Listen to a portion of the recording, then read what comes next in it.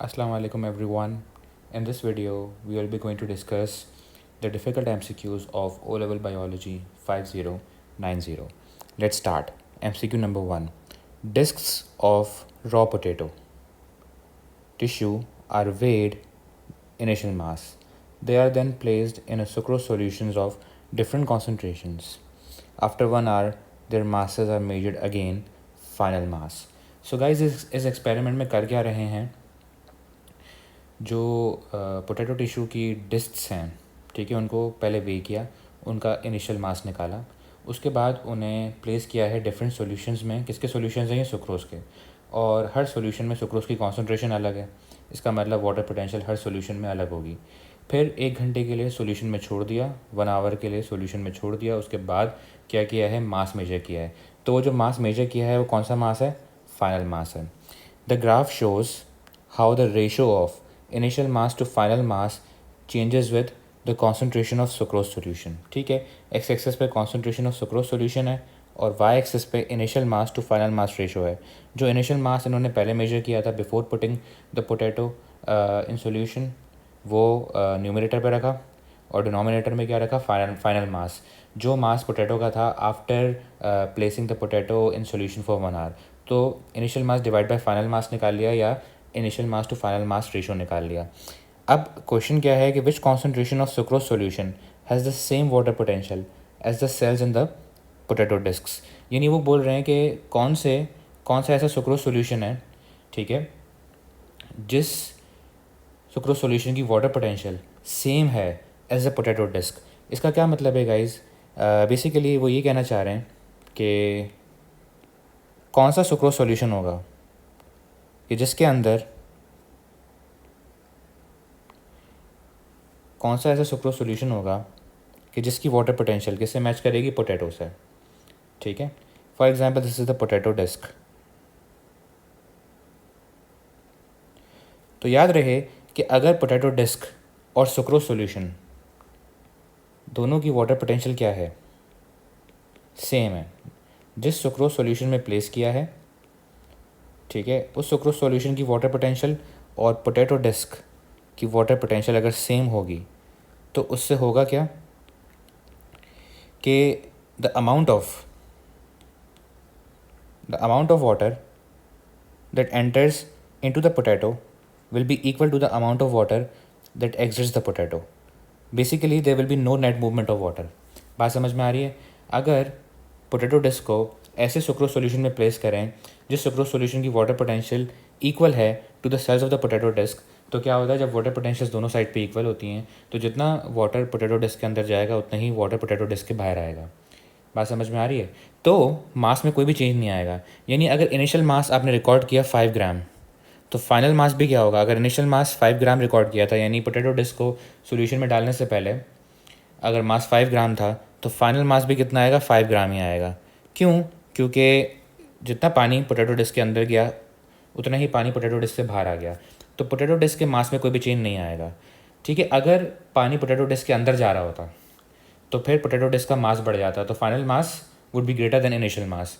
और अगर पानी पोटैटो डिस्क से बाहर आ रहा होता तो क्या होता कि final mass would be less ना देन द इनिशियल मास, क्योंकि पोटैटो डिस्क का मास कम हो जाता है. अब यहाँ पे वो बोल रहे हैं कि वाटर पोटेंशियल सुक्रोज सॉल्यूशन की सेम होनी चाहिए to the potato disc. This means that initial mass should be equal to final mass. और अगर हम initial mass to final mass ratio निकालें इन दिस केस, ठीक है, that is initial mass divide by final mass, तो answer क्या आएगा? अगर दोनों मासेस सेम है तो initial mass to final mass ratio should be 1.0. ठीक है, तो 1.0 should be the initial mass to final mass ratio. अब इस पे हम ग्राफ से कॉरेस्पॉन्ड करके देख लेंगे कि कौन सी सुक्रोज सॉल्यूशन की कॉन्सेंट्रेशन आ रही है. तो अगर हम ग्राफ से कॉरेस्पॉन्ड करें तो 0.3 mole per DM³ sucrose solution की कॉन्सेंट्रेशन आ रही है. तो अगर हम पोटैटो डिस्क को प्लेस करें in a sucrose solution that has a concentration of 0.3 mole per DM³, तो क्या होगा? ये सॉल्यूशन आइसोटोनिक है टू द पोटैटो डिस्क, तो पोटैटो डिस्क का मास चेंज नहीं होगा. ठीक है, initial mass to final mass ratio will be 1.0. The answer is B. MCQ number 2. Okay. The graph shows how the rate of penicillin production from the fungus Penicillium varies with temperature at two different oxygen concentrations. तो guys यहाँ पे क्या देख रहे हैं, temperature is on the X axis and rate of penicillin production by the fungus penicillium is on the y-axis. Guys, do remember this point that penicillium is a fungus and penicillin is the antibiotic. ठीक है, तो हम क्या देख रहे हैं यहाँ पे, टेम्परेचर का इफेक्ट देख रहे हैं on the rate of production of penicillin और rate of production of antibiotic, कि टेम्परेचर बढ़ाने से जो एंटीबायोटिक की प्रोडक्शन है बाय द फंगस उस पर क्या चेंज आ रहा है। अच्छा, दो ग्राफ्स है यहाँ पे, हाई ऑक्सीजन कॉन्सेंट्रेशन है और लो ऑक्सीजन कॉन्सेंट्रेशन है। ठीक है, what can be deduced from the graph, इस ग्राफ से हम क्या डिड्यूस कर सकते हैं, क्या फिगर आउट कर सकते हैं इस ग्राफ को देख के। The fungus Penicillium respires aerobically. Guys this is true, क्योंकि देखो जितनी ऑक्सीजन कॉन्सेंट्रेशन बढ़ रही है ना, जैसे लो ऑक्सीजन कॉन्सेंट्रेशन पे अगर हम देखें तो रेट ऑफ पेनिसिलिन प्रोडक्शन कम है और हाई ऑक्सीजन कॉन्सेंट्रेशन पे रेट ऑफ पेनिसिलिन प्रोडक्शन ज़्यादा है। इसका मतलब ऑक्सीजन बढ़ाने से क्या हो रहा है, क्योंकि पेनिसिलिन प्रोडक्शन रेट बढ़ रहा है, इसका मतलब फंगस इज़ मोर एक्टिव।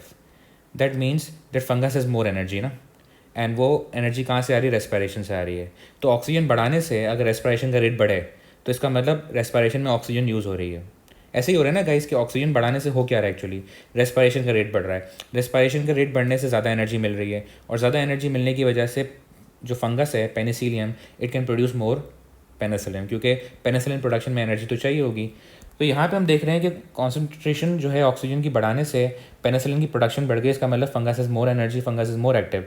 इसका मतलब ये है कि फंगस इज रेस्पायरिंग एरोबिकली।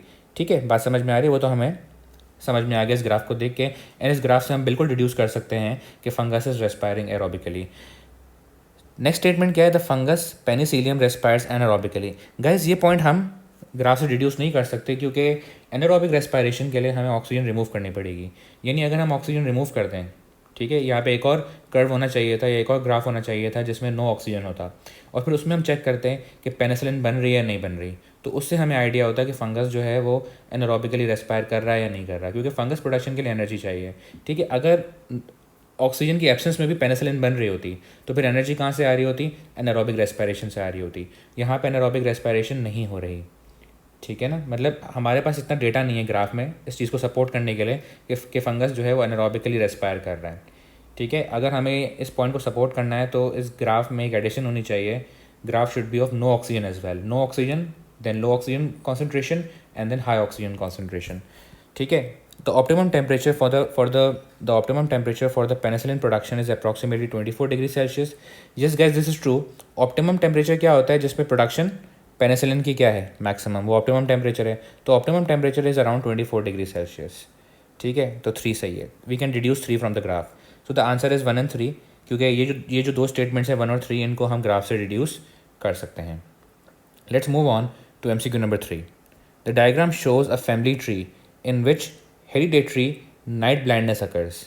ठीक है, what is the chance that the unborn child 9 will be a male with night blindness? ठीक है, तो ये जो अनबॉर्न चाइल्ड 9 है, हमें प्रोबेबिलिटी निकालनी है या हमें चांस निकालना है कि जो अनबॉर्न चाइल्ड 9 है ये मेल भी हो और इसे नाइट ब्लाइंडनेस भी हो, यानी दोनों फीचर्स होने चाहिए इसके पास। ठीक है, इसके लिए हमें क्या करना पड़ेगा कि हमें 5 और 6 के जीनोटाइप्स निकालने पड़ेंगे। Are you getting my point? क्योंकि जब तक 5 और 6 के जीनोटाइप्स नहीं निकालेंगे तो हमें कैसे पता चलेगा कि इसे इसके जीनोटाइप्स क्या होंगे या इसे नाइट ब्लाइंडनेस होगी या नहीं होगी। ठीक है, तो जीनोटाइप्स निकालने का तरीका क्या है कि अगर हम फैमिली ट्री देखें तो जो डार्क बॉक्सेस या सर्कल्स हैं उन्हें नाइट ब्लाइंडनेस है। ठीक है, जबकि जो लाइट बॉक्सेस हैं उन्हें नाइट ब्लाइंडनेस नहीं है। गाइज हमेशा एक बात ये याद रखना तुम लोग, this is a very important tip for you all, कि अगर दो पेरेंट्स क्रॉस करें और दोनों पेरेंट्स के पास सेम कैरेक्टरिस्टिक है, ठीक है, जैसे यहाँ पे 5 और 6 दोनों नाइट ब्लाइंड नहीं है, दोनों नॉर्मल आई साइट वाले हैं, but they have a child with night blindness.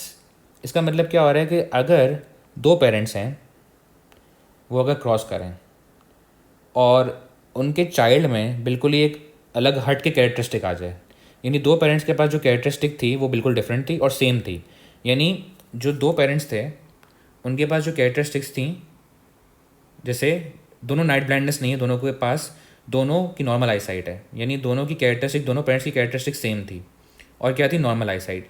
तो जो उनका बच्चा पैदा हुआ या जो उनका चाइल्ड था उसमें नाइट ब्लाइंडनेस आ गया, यानी एक अलग हट के कैरेक्टरिस्टिक आ गई। गाइस कभी भी अगर ऐसा हो ना, तो जो हट के कैरेक्टरिस्टिक आती है चिल्ड्रन में, वो रिसेसिव ट्रेट होती है। ठीक है, क्या मतलब है कि अगर दो पेरेंट्स हैं जिनकी नॉर्मल आई साइट है, और if they have a child with night blindness, इसका मतलब क्या है कि जो नाइट ब्लाइंडनेस वाली ट्रेट है वो रिसेसिव है। इसी तरह अगर दो माइस हैं जो ब्लैक कलर के हैं, अगर वो क्रॉस करें, ठीक है, और उनके प्रोडक्शन से अगर वाइट माइस फॉर्म हो जाए, तो वाइट माइस की जो ट्रेट है वो रिसेसिव है। Are you getting my point? ठीक है, अगर दो रेड फ्लावर्स क्रॉस करें, ठीक है, और अगर उनकी प्रोडक्शन से ऐसा प्लांट बन जाए जिसमें वाइट फ्लावर्स हैं फॉर एग्जाम्पल, तो वाइट जो ट्रेट होगी वो रिसेसिव होगी। ठीक है, दो पेरेंट्स के पास अगर सेम ट्रेट हो और उनके बच्चे में बिल्कुल अलग ट्रेट आए, तो वो जो अलग ट्रेट आती है वो रिसेसिव होती है, यानी यहाँ पे नाइट ब्लाइंडनेस रिसेसिव है। ठीक है, are you getting my point? तो गाइज यहाँ पे नाइट ब्लाइंडनेस क्या है? रिसेसिव है। इसका मतलब वी कैन से कि दिस इज स्मॉल है फॉर एग्जाम्पल। तो अब अगर ये स्मॉल ए है, तो एक स्मॉल ए जो है वो फादर से आया होगा और एक स्मॉल ए मदर से आया होगा। ऐसे ही होता है ना कि इसको एक स्मॉल ए यहाँ से मिला, एक स्मॉल ए यहाँ से मिला। ठीक है, अब स्मॉल ए एलील जो है, अगर दोनों स्मॉल ए एलील होंगे तो नाइट ब्लाइंडनेस होगी, रिसेसिव ट्रेट है। ठीक है, लेकिन 5 और 6 के पास डोमिनेंट ट्रेट है ना, दोनों की आई साइट नॉर्मल है, तो उनके पास एक डोमिनेंट एलील भी होगा, तो ये दोनों हीट्रोजाइगस हैं। Are you getting my point? ठीक है, तो अब जब दो हीट्रोजाइगस क्रॉस करेंगे, तो पहले तो हमें देखना है कि प्रोबेबिलिटी क्या है कि जो 9th चाइल्ड आ रहा है, क्या प्रोबेबिलिटी है कि 9th चाइल्ड की जो है उसको नाइट ब्लाइंडनेस हो। अब जैसे फॉर एग्जांपल अगर हम दोनों पेरेंट्स को क्रॉस करें, दोनों हीट्रोजाइगस हैं, अगर इनको हम क्रॉस करें, सो वी कैन रफली ड्रॉ देयर गैमीट्स। ठीक है, तो जब फ्यूज़ करेंगे गैमीट्स को, तो capital A capital A, capital A small A, capital A small A and small A small A. So guys, what is the chance of getting a child with night blindness? There is 1 in 4 chance ना, क्योंकि चार में से जो है वो सिर्फ एक इंडिविजुअल ऐसा है जिसे नाइट ब्लाइंडनेस होगी ना। नाइट ब्लाइंडनेस होने के लिए क्या होना चाहिए? दोनों एलीज रिसेसिव होने चाहिए, because it's a recessive trait, right.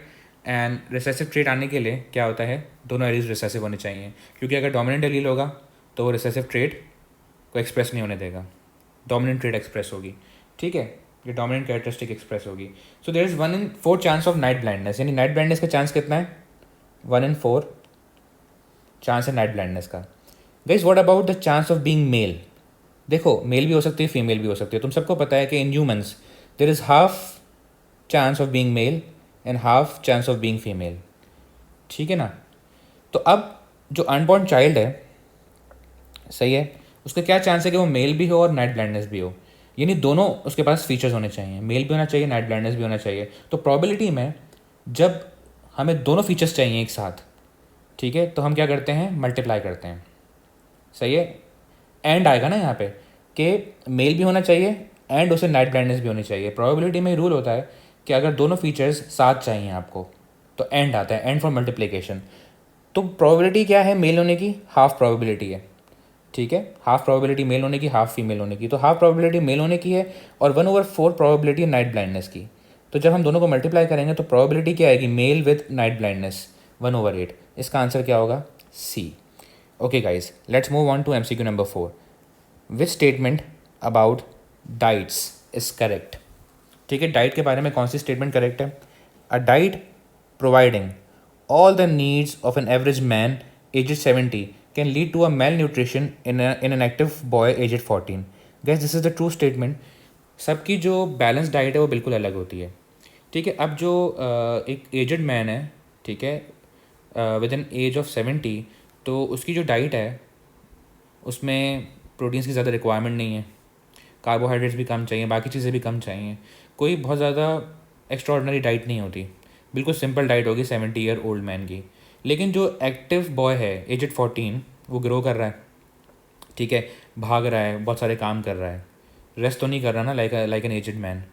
तो अगर जो एजड मैन की डाइट है वो अगर यंग बॉय को दी जाए तो यंग बॉय मेल न्यूट्रिशन में चले जाएगा, डेफिशिएंसीज हो जाएंगी उसे।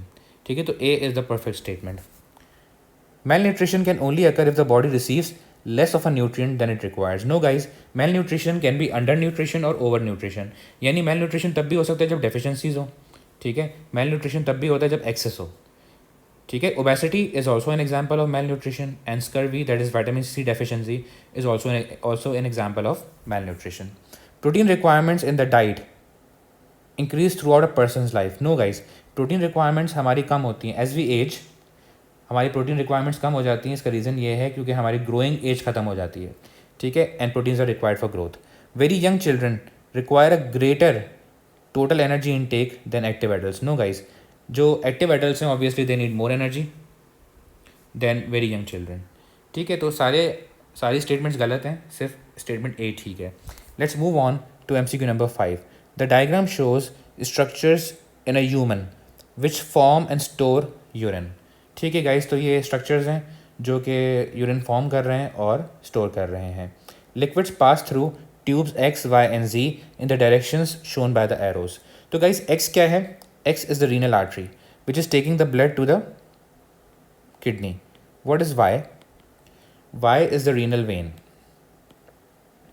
which takes blood away from the kidney. And guys, what is Z? Z is ureter, that is taking the urine away from the kidney.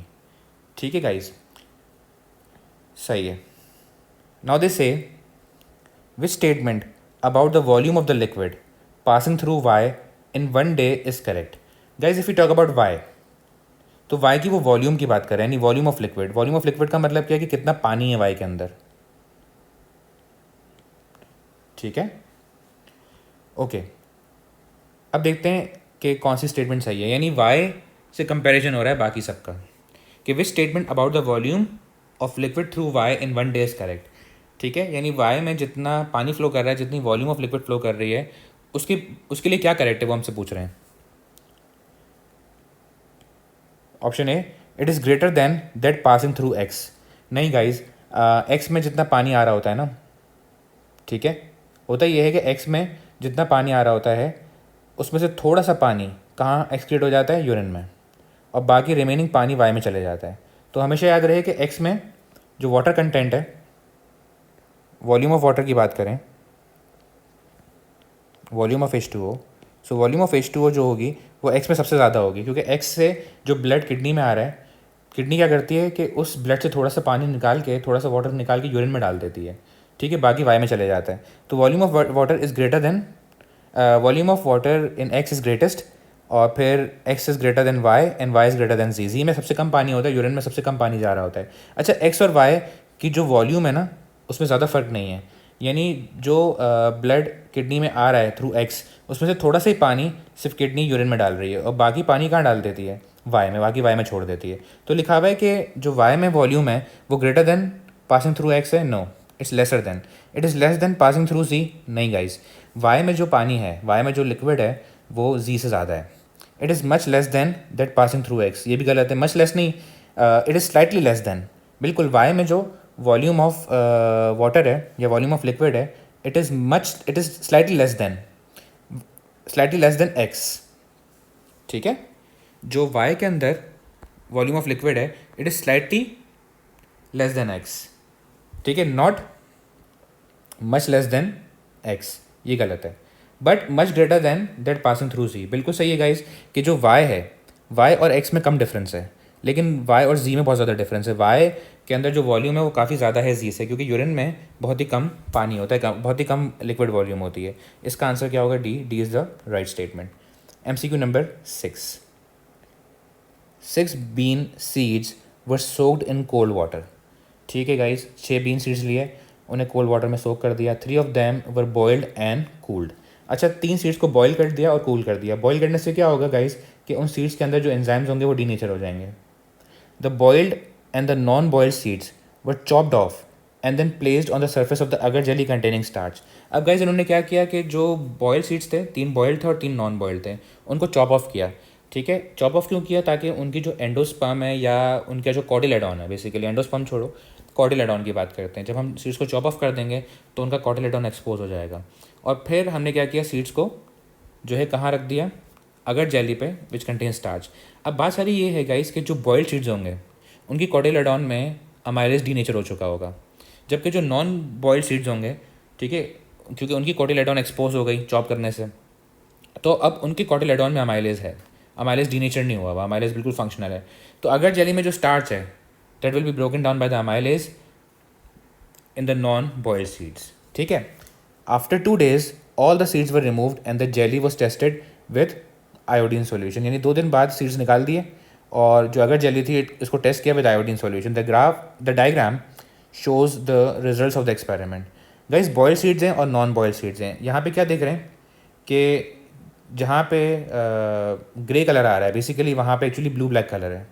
तो यहाँ पे थ्रू आउट स्टार्च आया, there is no absence of starch. इसका मतलब यहाँ पे starch break down नहीं हुआ। बॉइल्ड सीड्स जहाँ पे प्लेस किए गए वहाँ पे स्टार्च ब्रेक डाउन नहीं हुआ। एंड इट्स ऑब्वियस गाइस क्योंकि बॉइल्ड सीड्स में जो अमाइलेज था वो डीनेचर हो गया, तो अमाइलेज स्टार्च को ब्रेक डाउन नहीं करेगा, इसलिए स्टार्च प्रेजेंट आएगा। अगर अमाइलेज स्टार्च को तोड़ दे तो स्टार्च एब्सेंट हो जाएगा ना, और कलर आना चाहिए येलो ब्राउन। लेकिन यहाँ पे कलर ब्लू ब्लैक आ रहा है, इसका मतलब स्टार्च प्रेजेंट है क्योंकि बॉइल्ड सीड्स के अंदर जो अमाइलेज है वो डीनेचर्ड है। लेकिन गाइज नॉन बॉइल्ड सीड्स के में हम क्या देखेंगे कि सीड की जो पोजीशन थी ना, सीड को यहाँ प्लेस किया गया था इस पोजीशन पे, लेकिन जिस पोजीशन पे सीड को प्लेस किया गया था हम देख रहे हैं कि उस पोजीशन मतलब जहाँ पे सीड को प्लेस किया गया था उसके नीचे और उसके आसपास जो है वाइट एरिया नज़र आ रहा है। इसका क्या मतलब है?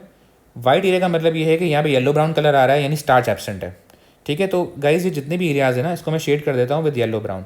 यहाँ पे स्टार्च एब्सेंट आया है, ठीक है, यानी अगर जेली में था यहाँ पे स्टार्च पहले, अब स्टार्च एब्सेंट आ गया, इसका मतलब starch is broken down by amylase. और यहाँ पे व्हाट डू वी ऑब्जर्व, इस वाले एरिया में पूरा जो कलर होगा वो ब्लू ब्लैक है। And what does this signify कि यहाँ पे स्टार्च ब्रेक डाउन नहीं हुआ, स्टार्च स्टिल प्रेजेंट है यहाँ पे। एंड गाइज इसकी वजह से क्या है, स्टार्च प्रेजेंट क्यों है? क्योंकि सीड्स बॉइल्ड थे और अमाइलेज काम नहीं कर रहा। अब क्वेश्चन क्या है, what is the explanation for the results with the non boiled bean seeds? Guys non boiled bean seeds जो हैं उनके पास अमाइलेज है। This is the best explanation. जब भी नॉन बॉइल्ड सीड्स क्या कर रहे हैं, they are breaking down starch in the agar jelly और फिर इसकी वजह से येलो ब्राउन कलर आ रहा है, ठीक है। ये जो सीड्स हैं नॉन बॉइल्ड, ये कोई स्टार्च एब्जॉर्ब नहीं कर रहे, एसिड की कोई बात नहीं है, दे एब्जॉर्ब आयोडीन, ऐसा कुछ नहीं है। MCQ number 7, the diagram shows 3 points X, Y and Z where nerve impulses are blocked by a drug, ठीक है। Which person listed below moves their legs in response to pinprick but does not feel it? तो guys pinprick पे जो response होता है वो कौन सा रिस्पॉन्स है? रिफ्लेक्स एक्शन है। यानी कोई हल्की सी पिन प्रिक होती है तो क्या होता है, एकदम से जो है वो लेग विड्रॉ होगा, यानी लेग पे अगर कोई पिन प्रिक होगी तो लेग एकदम से विड्रॉ होगा, ये रिफ्लेक्स एक्शन है, ठीक है। तो रिफ्लेक्स एक्शन के लिए तुम सबको पता है कि रिफ्लेक्स एक्शन के लिए एक रिफ्लेक्स आर्क होता है, ठीक है। अगर लेग का रिफ्लेक्स है तो क्या होगा कि सबसे पहले एक रिसेप्टर होगा जो पिन प्रिक को डिटेक्ट करेगा, ठीक है ना। For example this will be a pain receptor which will detect the pin prick. फ़ौरन से इलेक्ट्रिकल इम्पल्सेस किसके थ्रू फ्लो करेंगे? सेंसरी न्यूरॉन के through. This is the sensory neuron. The impulses will go to the spinal cord and यहाँ पे relay neuron होगा, फिर relay neuron पे जाएंगे, रिले न्यूरॉन से मोटर न्यूरॉन, ठीक है। Impulses will travel along the motor neuron and motor neuron से जो है कहाँ पे आ जाएंगे इम्पल्सेस? इफेक्टर तक आ जाएंगे। इफेक्टर यहाँ पे क्या होगा? लेग मसल्स होंगे, ठीक है, तो लेग विड्रॉ हो जाएगा। अच्छा, ये रिफ्लेक्स एक्शन है which will allow the pin prick, यानी वो बोल रहा है कि which person listed below moves their legs in response to the pin prick, यानी रिफ्लेक्स एक्शन हो रहा है, पिन प्रिक हो रहा है। इसका मतलब जो पाथवे मैंने रेड से बनाया है वो इंटैक्ट है, ठीक है ना। रिफ्लेक्स आर्क इंटैक्ट है। जो पाथवे मैंने रेड से बनाया है इसे बोलते हैं रिफ्लेक्स आर्क, ठीक है। जो पाथवे जिसके थ्रू नर्व इम्पल्सेस फ्लो हों और रिफ्लेक्स एक्शन आ जाए उसे बोलते हैं रिफ्लेक्स आर्क। तो रिफ्लेक्स आर्क इंटैक्ट होगा ना, ये पाथवे बिल्कुल सही है, यानी एक्स पे कोई ब्लॉक नहीं है, वाई पे कोई ब्लॉक नहीं है, ठीक है। क्योंकि अगर एक्स या वाई पे ब्लॉक होता है तो पिन प्रिक पे रिस्पॉन्स नहीं आता, लेकिन रिस्पॉन्स आ रहा है, रिफ्लेक्स एक्शन हो रहा है। Are you getting my point? लेकिन ये पिन प्रिक फील नहीं हो रहा, क्योंकि गाइज फील होने के लिए इम्पल्सेस को कहाँ जाना चाहिए? स्पाइनल कॉर्ड से impulses will go to the top and it will go to the cerebrum in the brain, ठीक है। तो जब ब्रेन के टॉप मोस्ट पोर्शन पे या सेरेब्रम पे इम्पल्स पहुँचती है तो हमें सेंसेस फील होते हैं, ठीक है ना। तो क्या हो रहा है कि the person is having a reflex action लेकिन पिन प्रिक उसे फील नहीं हो रही। इसका क्या मतलब है कि there is a block at Z. A person with a block at Z will have a response to pin prick but उसे फील नहीं होगा पिन प्रिक, ठीक है। क्योंकि रिफ्लेक्स आर्क जो रेड वाला पाथवे है वो इंटैक्ट है और जो ब्लू वाला पाथवे जो ब्रेन तक इम्पल्स जा रही है ठीक है, वो ब्लॉक है, यानी जेड पे कोई ब्लॉक है जिसकी वजह से पेन फील नहीं हो रहा। Let's move on to MCQ number 8. Ear lobes can either be attached to the cheek or be free, unattached. This characteristic is controlled by a single gene. The allele for attached ear lobes is recessive. तो guys उन्होंने बता दिया कि दो तरह के year lobes होते हैं। एक तो ईयर लोब अटैच्ड होता है, यानी ईयर लोब जो होगा, जो लोअर मोस्ट पोर्शन है ईयर का, वो चीक पे अटैच्ड होगा। अच्छा, जो लोअर मोस्ट पोर्शन है ईयर का उसे बोलते हैं ईयर लोब। अगर वो चीक पे अटैच्ड है तो उसे हम क्या बोलते हैं? Attached ear lobe. और अगर वो फ्री है, चीक पे अटैच नहीं है, तो उसे बोलते हैं अनअटैच्ड या फ्री ईयर लोब। ठीक है, तो जो अटैच्ड ईयर लोब है उसकी ट्रेट रिसेसिव इन्होंने बता दिया है। And according to the key, जो अनशेडेड या जो वाइट स्क्वायर और सर्कल है वो अटैच्ड ईयर लोब्स हैं।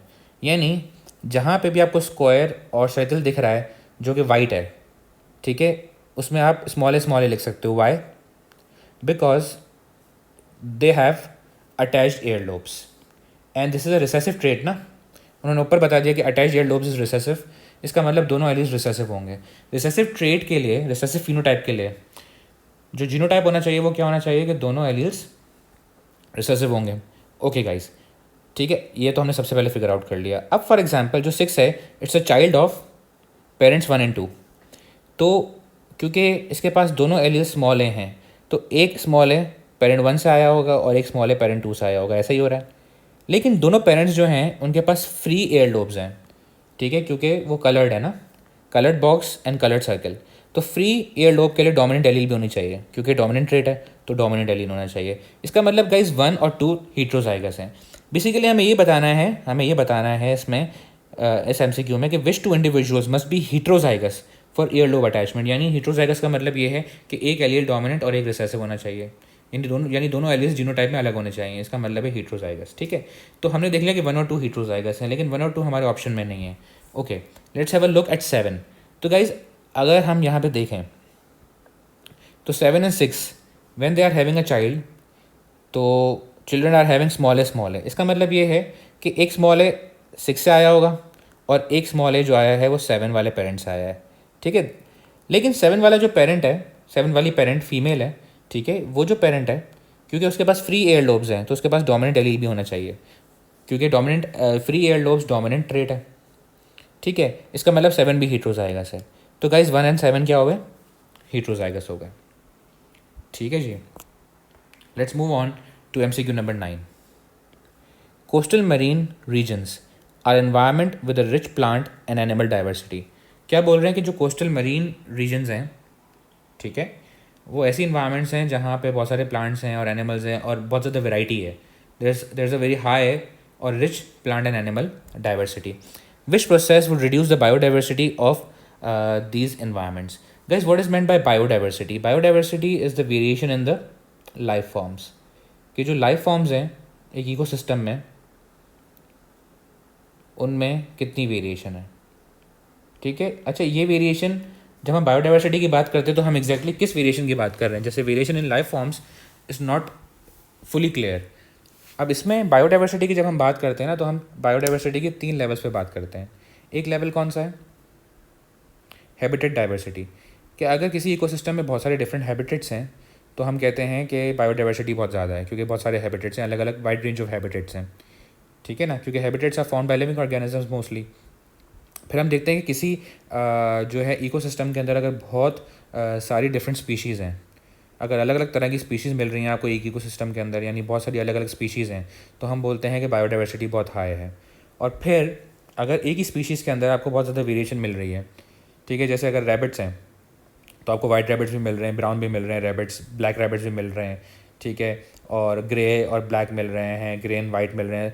आपको अलग अलग तरह के अगर रैबिट्स मिल रहे हैं, यानी एक ही स्पीशीज़ में बहुत सारी वेरिएशन है, जिसे बोलते हैं हम जेनेटिक वेरिएशन, तो बायोडाइवर्सिटी हाई है। तो बायोडाइवर्सिटी हाई कब होती है गाइस? बायोडाइवर्सिटी हाई तब होती है जब एक स्पीशीज़ में आपको बहुत ज़्यादा वेरिएशन मिले, ठीक है, एक ही स्पीशीज़ में, जैसे हम बोलते हैं जेनेटिक वेरिएशन।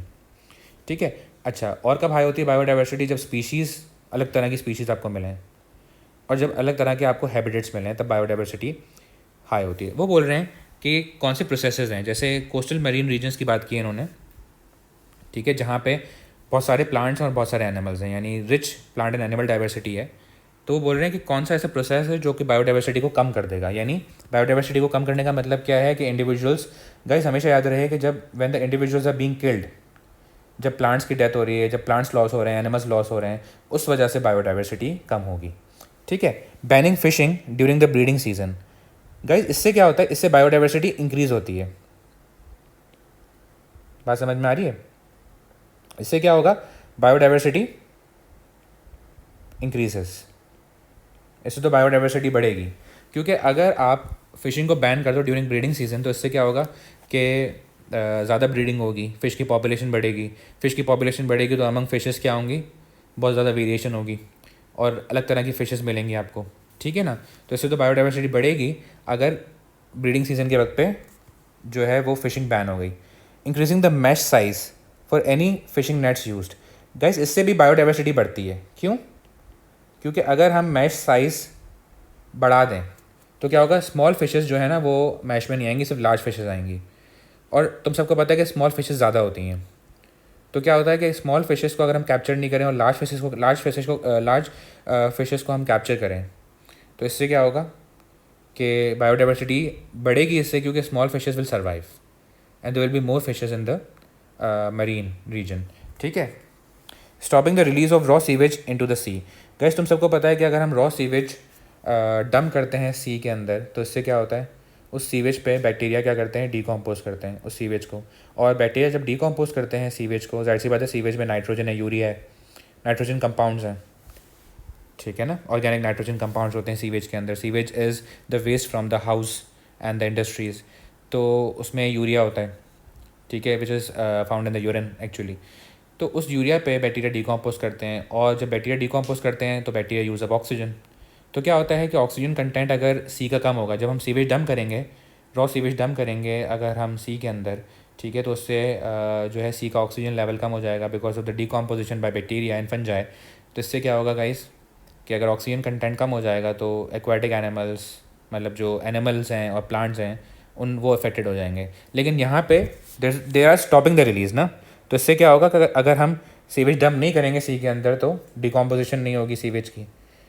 ठीक है, बैक्टीरिया ओवरग्रो नहीं करेंगे, ऑक्सीजन मेंटेन रहेगी, ऑक्सीजन कॉन्सेंट्रेशन, तो एनिमल और प्लांट डाइवर्सिटी भी मेंटेन रहेगी। ठीक है। Allowing fishing methods that disturb the sea bed, guys यही ऑप्शन रह गया और यही आंसर है कि अगर हम ऐसे फिशिंग मेथड्स यूज़ करें जिसकी वजह से जो सी बेड है वो डिस्टर्ब हो जाए, यानी हम ऐसे फिशिंग मेथड्स यूज़ करें जिसकी वजह से क्या होता है कि प्लांट्स की डेथ हो रही है, मतलब हम कोई ऐसे फिशिंग मेथड्स यूज़ कर रहे हैं जिसमें कोई डिस्ट्रक्शन हो रही है, सी बेड्स डिस्ट्रॉय हो रहे हैं, ठीक है, या डिस्टर्ब हो रहे हैं, तो उसकी वजह से क्या होगा कि बायोडाइवर्सिटी ऑब्वियसली कम होगी। Let's move on to MCQ number 10। Hardwood trees in tropical rain forests are often harvested for timber. तो वो क्या बोल रहे हैं कि हार्डवुड ट्रीज़ होते हैं ट्रॉपिकल रेन फॉरेस्ट के अंदर जो कि they are often harvested for timber. A single quick growing crop such as palm oil is then grown on the same land.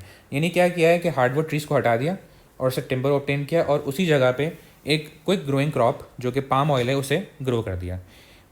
सही। अब इससे जो है वो इफ़ेक्ट क्या होगा, what effect will removing the rain forest have on the environment. जब हमने रेन फॉरेस्ट को रिमूव किया, ठीक है, तो इससे एनवायरनमेंट पे क्या इफेक्ट होगा। गाइज हमेशा याद रहे कि when ever you go for deforestation, जब भी आप ट्रीज़ को हटा के क्रॉप्स लगाओगे तो मसला क्या होगा उससे, ट्रीज़ को जब हम हटाएंगे तो सबसे पहले याद रहे कि फ्लडिंग के चांसेस बढ़ जाएंगे, बिकॉज ट्रीज़ जो होती हैं उनकी जो रूट्स होती हैं, ठीक है, और जो सॉइल होती है उनके अराउंड, वो वाटर को एब्जॉर्ब कर लेती है, तो वाटर का जो रन ऑफ है उसको डिक्रीज़ कर देती है। अब यहाँ पे लिखा हुआ है decrease run of into the rivers and flooding.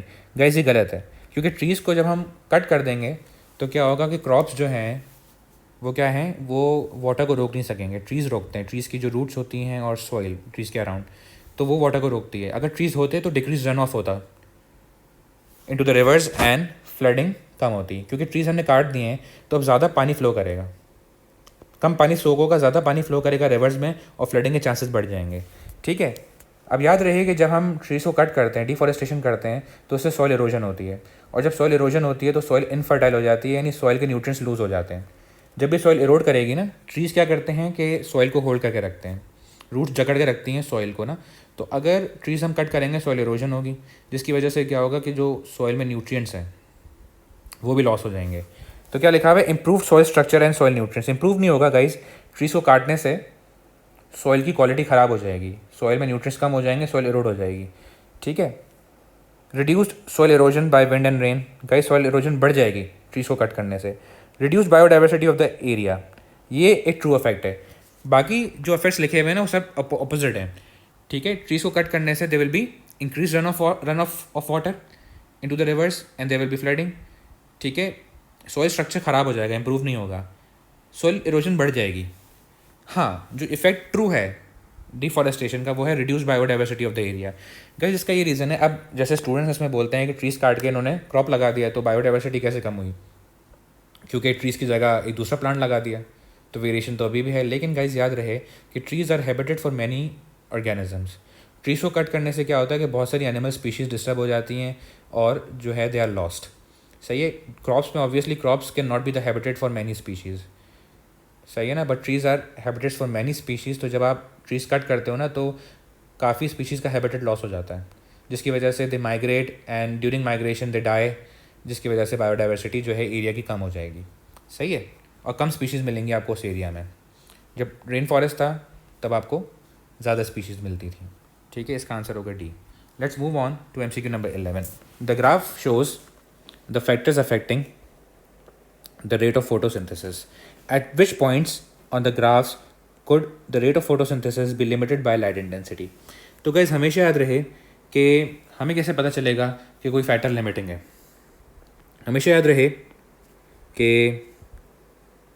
Increasing the limiting factor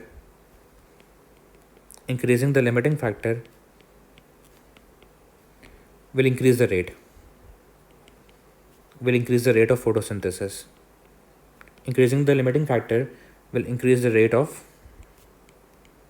photosynthesis. क्या मतलब है गाइस, कभी भी आपको आइडेंटिफाई करना हो कि कौन सा फैक्टर लिमिटिंग है, आप उस फैक्टर को बढ़ा के देखो। अगर उस फैक्टर के बढ़ाने से रेट बढ़ जाए इसका मतलब वो फैक्टर लिमिटिंग है।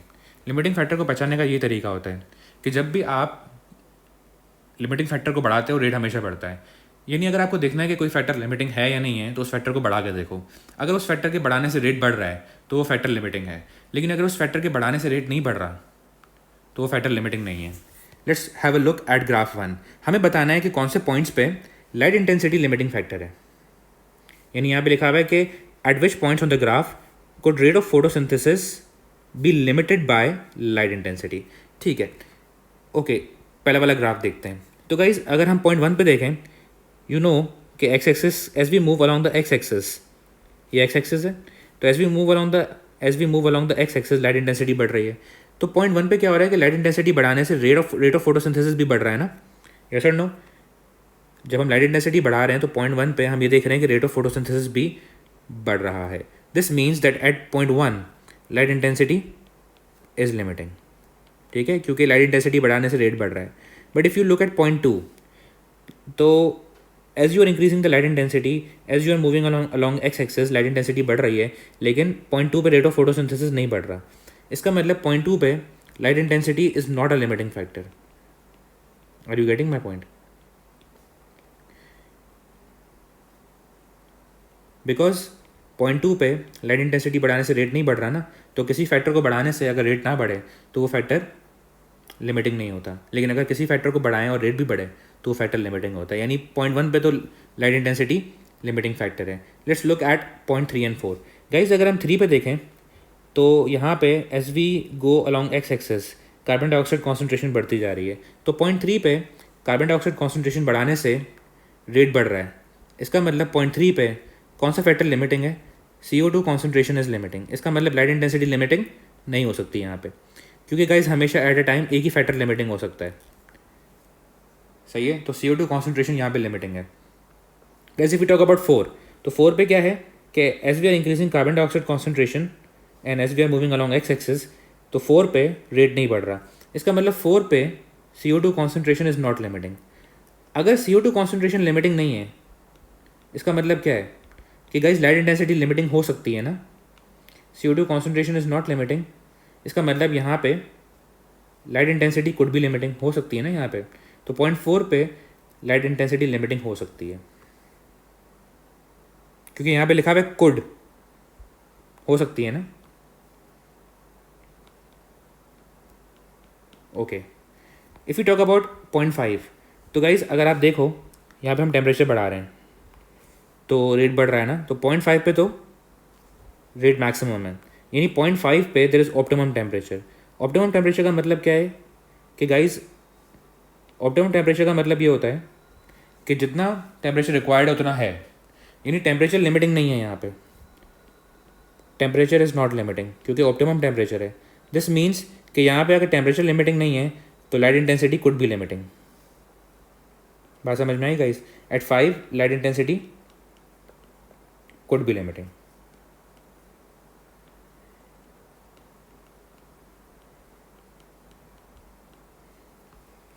तो कहाँ कहाँ पे लाइट इंटेंसिटी लिमिटिंग हो सकती है? 1 पे, 1 पे तो है definitely, 1, 4 and 5। Answer is B. Let's move on to MCQ number 12। Which chamber of the heart would be the first to receive nicotine absorbed into the blood in the lungs of a cigarette smoke? तो guys वो बोल रहे हैं कि कौन सा heart का ऐसा चैम्बर है जो सबसे पहले निकोटीन को रिसीव करेगा, ठीक है, बाय द ब्लड। यानी यही है कि कौन सा ऐसा चैम्बर है हार्ट का जो सबसे पहले निकोटीन को रिसीव करेगा, when the nicotine is absorbed into the blood in the lungs of a cigarette smoker. तो guys if you recall, so when the person smokes, सबसे पहले जो है वो स्मोक कहाँ जाएगा? अगर हम रेस्पिरेटरी सिस्टम की बात करें तो सबसे पहले स्मोक जाएगा लैरिंग्स में, लैरिंग्स से स्मोक जाएगा ट्रेकिया में, ट्रेकिया से स्मोक कहाँ जाएगा? ट्रेकिया से स्मोक जाएगा ब्रोंकाई में, ब्रोंकाई से स्मोक कहाँ जाएगा? यस गाइस, ब्रोंक्यूल्स में, ब्रोंक्यूल्स से स्मोक कहाँ जाएगा? यस गाइस, एल्विलाई, और एल्विलाई से स्मोक कहाँ जाता है? कैपिलरीज़ के अंदर। ये कैपिलरीज़ कौन सी होती हैं गाइस? ये पल्मोनरी कैपिलरीज़ होती हैं जो कि जॉइन करके पल्मोनरी वेन बनाएंगी ना, और पल्मोनरी कैपिलरीज़ में ब्लड होता है। तो निकोटीन जो है वो जब हम स्मोक कर रहे हैं या जब पर्सन स्मोक कर रहा है तो निकोटीन लेरिंग्स में जाएगा पहले, फिर trachea, then bronchi, then bronchioles and then alveoli. Alveoli पे वो एक्सचेंज होगा, गैस एक्सचेंज होती है एल्विलाई पे, और वो पल्मोनरी कैपिलरीज़ के अंदर चले जाएगा, ठीक है, वो वहाँ चले जाएगा, वो ब्लड में जाके एब्जॉर्ब हो जाएगा। अब पल्मोनरी कैपिलरीज ज्वाइन होकर क्या बनाती हैं? Pulmonary vein. और पल्मोनरी वेन कौन से हार्ट के चैम्बर में जाएगी? पल्मोनरी वेन जो है वो ब्लड लेके जाती है लेफ्ट एट्रियम तक। तो guys left atrium is the first chamber to receive nicotine when the person smokes, ठीक है। तो इसका आंसर क्या होगा? A. Are you getting my point? हमेशा याद रहे guys, whenever a drug is inhaled, always remember this point, whenever a drug is inhaled, ठीक है, तो हार्ट का जो पहला चैम्बर है जिसमें वो ड्रग जाएगा, सही है, वो हमेशा लेफ्ट एट्रियम होता है। और अगर किसी ड्रग को हम ओरली कंज्यूम करें, if a drug is taken by mouth, तो जो पहला हार्ट का चैम्बर है जिसमें ड्रग जाएगा वो कौन सा होगा?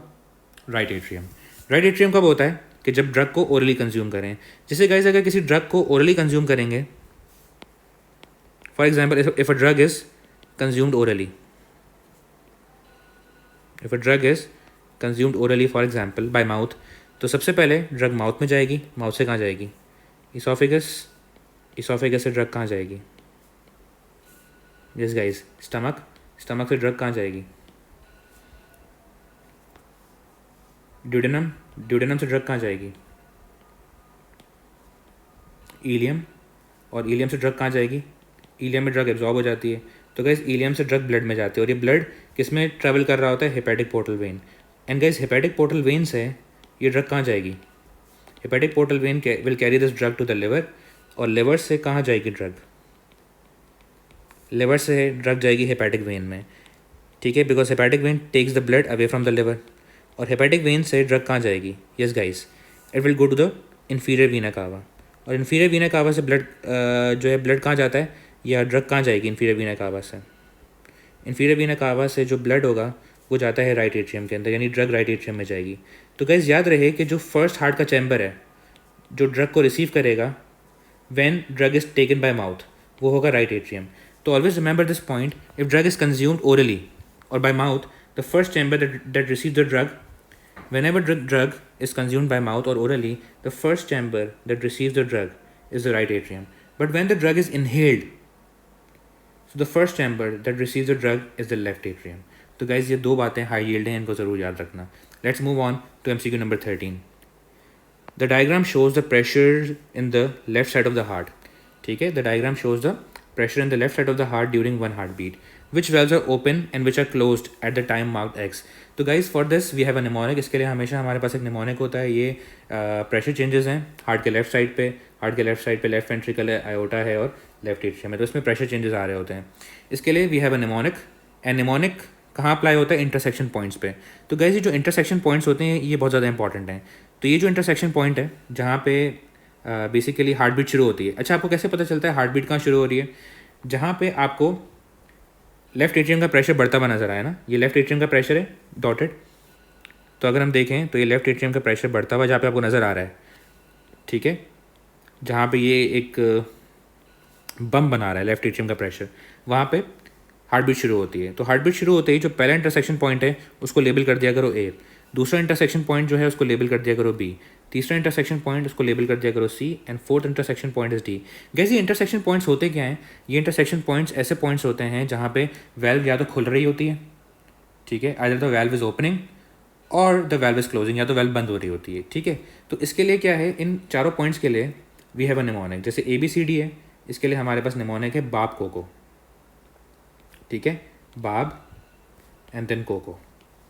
तो गाइस एट पॉइंट ए पे हमें क्या नज़र आ रहा है? B C, that is bicuspid valve closes. तो पॉइंट ए पे क्या होता है? बाइकस्पिड वाल्व जो है वो क्लोज हो जाती है. Guys bicuspid valve is also known as AV valve. तुम सबको पता है बाइकस्पिड वाल्व या एट्रियोवेंट्रिकुलर वाल्व एक ही चीज़ है. What will happen at point B? Yes guys, A O. Point B पे क्या हो रहा है? एओ का मतलब ये है कि आयोटिक वाल्व ओपन्स, ठीक है, आयोटिक वाल्व ओपन हो रही है at point B. If you talk about point C, yes guys, तो पॉइंट सी पे हम क्या ऑब्जर्व कर रहे हैं? ए सी. ए सी का फुल फॉर्म क्या है? ए सी मतलब क्या है? यहाँ पे पॉइंट सी पे आयोटिक वाल्व क्लोज हो रही है, ठीक है. And what about point D? Yes guys, point D को अगर हम देखें तो पॉइंट डी पे बी ओ. बी ओ का मतलब ये है कि बाइकस्पिड वाल्व ओपन्स, ठीक है. तो आपको समझ में आ गया कि कब कौन सी वाल्व खुल रही है, कब कौन सी वाल्व बंद हो रही है. अब आपको बात करनी है पॉइंट एक्स की. तो गाइस पॉइंट एक्स कहाँ है? Point X is before D, सही है, and point X is after C. C के बाद है पॉइंट एक्स, सही है, और डी से पहले है. यानी सी पे एयोटिक वाल्व बंद हो रही है, तो सी के थोड़ा सा आगे भी एयोटिक वाल्व बंद होगी. अच्छा, aortic valve is also known as semilunar ना, ठीक है, बात समझ में आ रही है गाइस. एयोटिक वाल्व यहाँ खुल रही है, सेमील्यूनर वाल्व बी पे खुल रही है और सी पे बंद हो रही है. तो सी के थोड़ा सा टाइम बाद भी एयोटिक वाल्व क्या होगी या सेमील्यूनर वाल्व क्या होगी? क्लोज होगी, ठीक है. एयोटिक वाल्व या सेमील्यूनर वाल्व सेम है. और अभी डी नहीं आया पॉइंट ना, डी से पहले बाइकस्पिड अभी बंद है, खुली नहीं है, तो बाइकस्पिड वाल्व भी क्लोज होगी. इसका आंसर क्या होगा guys? A. Let's move on to MCQ number 14. The graphs show the records of a person's breathing at rest and during exercise. The graph shows the records of person's breathing at rest and during exercise. तो guys दिखा रहे हैं, एक person की breathing दिखा रहे हैं किस पे? When the person is resting and when the person is exercising. What is the increase in breathing rate when the person is at rest and then exercises? अब आपसे वो पूछ रहे हैं कि जब पर्सन रेस्ट कर रहा था, अब रेस्ट करते करते उसने एक्सरसाइज शुरू कर दी, तो ब्रीदिंग रेट में क्या इंक्रीज आया है? guys ब्रीदिंग रेट क्या होता है? ब्रेथ्स पर minute. What is breathing rate? It's breaths पर मिनट, कि एक मिनट में कितनी ब्रेथ्स हैं, ये ब्रीदिंग रेट होता है. तो हमें चेक करना है कि भाई ब्रीदिंग रेट में कितना इंक्रीज़ आया है.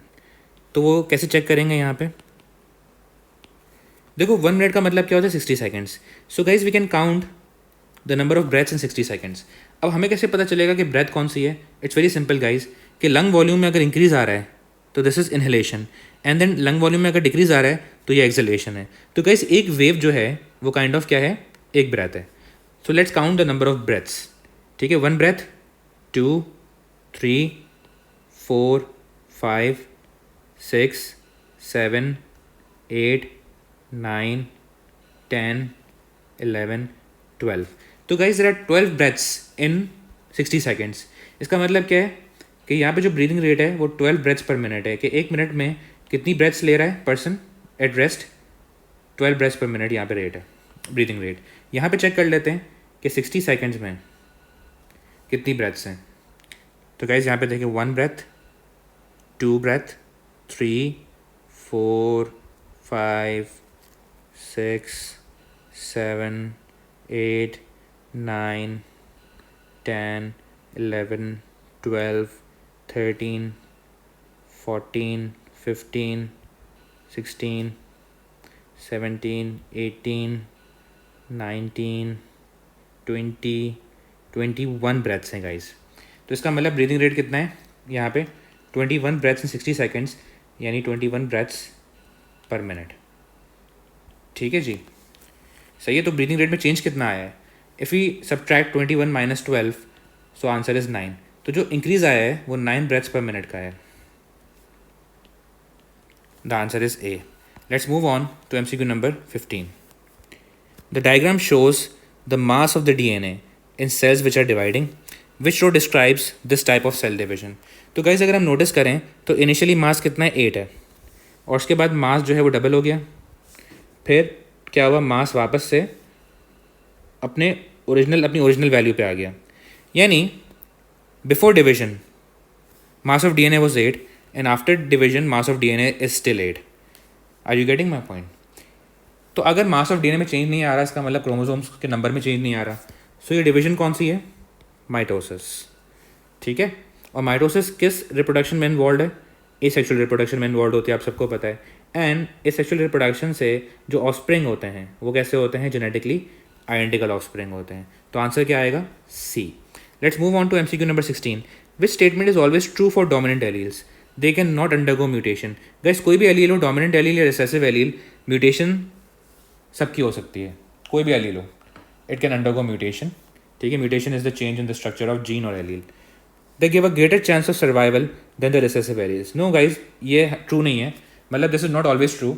ठीक है. जो एलील एनवायरमेंट के लिए एडवांटेजेस होगा, हमेशा याद रहे कि जो एलील इन्वायरमेंट के लिए एडवांटेजेस है, यानी इन्वायरमेंट के लिए बेनिफिशियल है, ठीक है, वो एलील हमेशा greater chance of survival provide करेगा. जैसे फॉर एग्जांपल अगर ब्राउन रैबिट्स हैं और वाइट रैबिट्स हैं, ठीक है. फॉर एग्जांपल अगर जो वाइट रैबिट है, ठीक है, white coat is due to a recessive allele for example, and brown coat is because of the dominant allele. ठीक है. तो brown coat for dominant allele and white coat for recessive allele. ठीक है. तो यहाँ पे जो ब्राउन रैबिट्स हैं, अगर हम बात करें फॉर एग्जांपल स्नो की, तो स्नो में कौन से रैबिट्स सर्वाइव करेंगे? वाइट रैबिट्स या brown rabbits? Obviously white rabbits, क्योंकि white rabbits will better camouflage in the snow environment. Are you getting my point? ठीक है. तो इट डिपेंड्स. जो एलील कोई ऐसी कैरेक्टरिस्टिक प्रोवाइड करे जो एनवायरनमेंट के लिए सूटेबल हो, तो वो एलील ऑर्गेनिज्म को ग्रेटर चांस दे रहा है सर्वाइवल का. अब ज़रूरी नहीं है कि वो रिसेसिव हो या डोमिनेंट हो, कोई भी एलील हो सकता है, रिसेसिव भी हो सकता है, डोमिनेंट भी हो सकता है. ठीक है. अगर वो एलील इन्वायरमेंट के लिए एडवांटेजेस है तो फिर वो greater chance of survival provide करेगा. They give the same phenotype in heterozygous and homozygous. Yes guys, this is true for dominant alleles. अगर डोमिनेंट एलील है तो अगर होमोजाइगस कंडीशंस हैं और हेटेरोजाइगस कंडीशंस हैं, दोनों में सेम इफेक्ट आता है. यानी फॉर एग्जांपल अगर हम यहाँ पे देखें कि capital B is coding for brown rabbit and small B is coding for white rabbit, तो अगर डोमिनेंट एलील है, अगर वो होमोजाइगस कंडीशंस में है, तब भी जो फिनोटाइप आएगा वो ब्राउन आएगा. और अगर डोमिनेंट एलील हेटेरोजाइगस में है तब भी फिनोटाइप ब्राउन आएगा, क्योंकि डोमिनेंट एलील हमेशा अपने आप को एक्सप्रेस करता है. सो ये सही है. दे give the same phenotype in heterozygous and homozygous conditions. The answer is C. They occur less frequently in the population than recessive alleles. guys ज़रूरी नहीं है, ये जीन टू जीन डिपेंड करता है. किसी जीन में अगर देखा जाए तो डोमिनेंट एलील्स ज़्यादा होते हैं एनवायरनमेंट में, रिसेसिव कम होते हैं. और कुछ में रिसेसिव एलील्स ज़्यादा होते हैं, कुछ जीन्स के केस में रिसेसिव एलील्स ज़्यादा होते हैं और डोमिनेंट एलील्स पॉपुलेशन में कम होते हैं. It depends. ठीक है. हमेशा पॉपुलेशन में वो एलील्स कम होंगे जो डिसएडवांटेज प्रोवाइड कर रहे हैं ऑर्गेनिज्म को, और वो एलील्स पॉपुलेशन में ज़्यादा होंगे जो एडवांटेज प्रोवाइड कर रहे हैं. वो कोई भी हो सकते हैं, डोमिनेंट एलील भी हो सकते हैं, रिसेसिव भी हो सकते हैं. ठीक है. इसका आंसर है C. Let's move on to MCQ number 17. Which of the statements describe the control by negative feedback. हमेशा याद रहे गाइस कि नेगेटिव फीडबैक कब होता है। नेगेटिव फीडबैक में हमेशा ये होता है कि कोई भी अगर चेंज आएगा ना तो उस चेंज को अपोज किया जाएगा। सही है। अगर वो चेंज फेवर हो रहा है, जैसे अगर एक चेंज आया और वो चेंज फेवर हो रहा है, जैसे फॉर एग्जांपल अगर कार्बन डाइऑक्साइड कॉन्सेंट्रेशन इंक्रीज़ हुई और वो फर्दर इंक्रीज़ होती चली गई तो वो पॉजिटिव फीडबैक है, नेगेटिव फीडबैक नहीं है। लेकिन अगर कार्बन डाइऑक्साइड कॉन्सेंट्रेशन इंक्रीज़ हुई और फिर वो डिक्रीज़ होकर नॉर्मल पे आ गई तो ये नेगेटिव फीडबैक है। अगर बॉडी टेम्परेचर आपका बढ़ रहा है और वो बढ़ा और अब कम होकर नॉर्मल पे आ गया तो वो नेगेटिव फीडबैक है। और अगर बॉडी का टेम्परेचर कम हो रहा है और वो बढ़ के नॉर्मल पे आ गया तो ये भी नेगेटिव फीडबैक है। यानी जो भी चेंज आएगा ना गाइस, अगर टेम्परेचर बढ़ रहा है तो उसे कम करना है और अगर कम हो रहा है तो उसे बढ़ाना है। अगर कोई भी चेंज आ रहा है, ठीक है, उस चेंज को अपोज किया जाए तो नेगेटिव फीडबैक होता है और अगर उस चेंज को फेवर किया जाए तो पॉजिटिव फीडबैक होता है। यहाँ पे हम देखते हैं कि कौन सी स्टेटमेंट एक्चुअली नेगेटिव फीडबैक को डिस्क्राइब कर रही है। An injury to the body tissue activates platelets in the blood and these activated platelets release chemicals which activate more platelets। यानी वो ये बता रहे हैं कि जब इंजरी हो रही है टू अ बॉडी टिश्यू तो क्या हो रहा है, ब्लड में प्लेटलेट्स एक्टिवेट हो जाती हैं और ये जो एक्टिवेटेड प्लेटलेट्स हैं ये क्या करती हैं, केमिकल्स रिलीज करके बाकी प्लेटलेट्स को भी एक्टिवेट कर देती हैं। यानी हो ये रहा है कि पहले अगर थोड़ी सी प्लेटलेट्स एक्टिवेट हुई तो इससे मजीद प्लेटलेट्स एक्टिवेट हो जाएंगी। तो गैस ये नेगेटिव फीडबैक नहीं है, पॉजिटिव फीडबैक है। क्योंकि अगर ये नेगेटिव फीडबैक होता तो होना क्या चाहिए था कि अगर प्लेटलेट्स एक्टिवेट होती तो वो इनहिबिट करती बाकी प्लेटलेट्स की एक्टिवेशन को। सही है ना, तो वो नेगेटिव फीडबैक होता है। लेकिन ये कौन सा फीडबैक है गाइस, ये पॉजिटिव फीडबैक है कि जो प्लेटलेट्स एक्टिवेट हो रही हैं वो बाकी प्लेटलेट्स को भी एक्टिवेट कर रही हैं। During the menstrual cycle luteinizing hormone LH stimulates the release of oestrogen which in turn stimulates the release of more LH। ठीक है गाइज, ये भी पॉजिटिव फीडबैक है। इसमें क्या हो रहा है कि मेंस्ट्रुअल साइकिल में ये बताया जा रहा है कि LH जो है वो क्या करता है, ईस्ट्रोजन की सिक्रीशन को बढ़ा रहा है और ईस्ट्रोजन क्या कर रहा है, मजीद LH को बढ़ा रहा है। यानी LH ने ईस्ट्रोजन को बढ़ाया और ईस्ट्रोजन और ज़्यादा LH की सिक्रीशन करवा रहा है। ठीक है, यानी LH और ज़्यादा बढ़ रहा है। LH बढ़ना शुरू हुआ, उसने ईस्ट्रोजन को बढ़ाया, अब ईस्ट्रोजन LH को और ज़्यादा बढ़ा रहा है। This is positive feedback, not negative. A higher concentration of carbon dioxide in the atmosphere increases the temperature which increases the photosynthesis producing more carbon dioxide. यानी ये है कि अगर कार्बन डाइऑक्साइड की कॉन्सेंट्रेशन एटमॉस्फेयर में बढ़ रही होती है तो वो बढ़ती चली जा रही है। ठीक है, क्योंकि हो ये रहा है कि जैसे ही कार्बन डाइऑक्साइड की कॉन्सेंट्रेशन एटमॉस्फेयर में बढ़ती है टेम्परेचर बढ़ जाता है, जिसकी वजह से फोटोसिंथेसिस और ज़्यादा होता है और कार्बन डाइऑक्साइड बढ़ने लगती है। ठीक है, तो ये भी पॉजिटिव फीडबैक है। ऑप्शन जो बचा वो डी है और ये नेगेटिव फीडबैक है। इसको चेक कर लेते हैं। When the blood pressure is high nerve impulses from the brain causes the blood vessels to dilate and blood pressure is reduced. बिल्कुल गाइज, ब्लड प्रेशर बढ़ रहा है, उसको रिड्यूस किया जा रहा है, ये नेगेटिव फीडबैक है। MCQ number 18, which statements about the pupal reflex which statements describe not about sorry which statements describe the pupil reflex in a bright light। तो गाइज कौन सी स्टेटमेंट है जो डिस्क्राइब कर रही है प्यूपल रिफ्लेक्स को in bright light. Guys if you talk about pupil reflex, ठीक है, यानी प्यूपल का जो डायमीटर है वो चेंज हो रहा होता है। तो ब्राइट लाइट की अगर हम बात करें प्यूपल रिफ्लेक्स इन ब्राइट लाइट तो उसमें रूल ऑफ 3 C's होता है। मैंने आपको पढ़ाया था rule of 3 C's। What is meant by rule of 3 C's कि guys whenever there is bright light, ठीक है, तो क्या होता है कि जो सर्कुलर मसल्स होते हैं आयरस के, circular muscles of iris contract causing constriction of pupil. ठीक है, तो प्यूपल कर जाएगा constrict because of the contraction of ciliary muscles. ठीक है, sorry, circular muscles not ciliary. Ciliary muscles are involve in accommodation reflex not pupil reflex, so my bad guys, please remember this point. Pupil reflex की बात हो रही है यहाँ पे, accommodation reflex की बात नहीं हो रही। तो ciliary muscles are not involve यहाँ पे। प्यूपल रिफ्लेक्स में जो आयरस के मसल्स होते हैं वो इन्वॉल्व होते हैं, जो कि सर्कुलर मसल्स होते हैं और रेडियल मसल्स होते हैं। तो गाइज़ यहाँ पे जब ब्राइट लाइट होगी तो सर्कुलर मसल्स कॉन्ट्रैक्ट करेंगे, ऑब्वियसली सर्कुलर मसल्स कॉन्ट्रैक्ट करेंगे तो रेडियल मसल्स रिलैक्स करेंगे और प्यूपल क्या करेगा, कंस्ट्रिक्ट करेगा। तो गाइज़ कौन सा ऑप्शन हम चूज़ करेंगे, circular iris muscles contract, radial iris muscles relax, pupil कंस्ट्रिक्ट्स।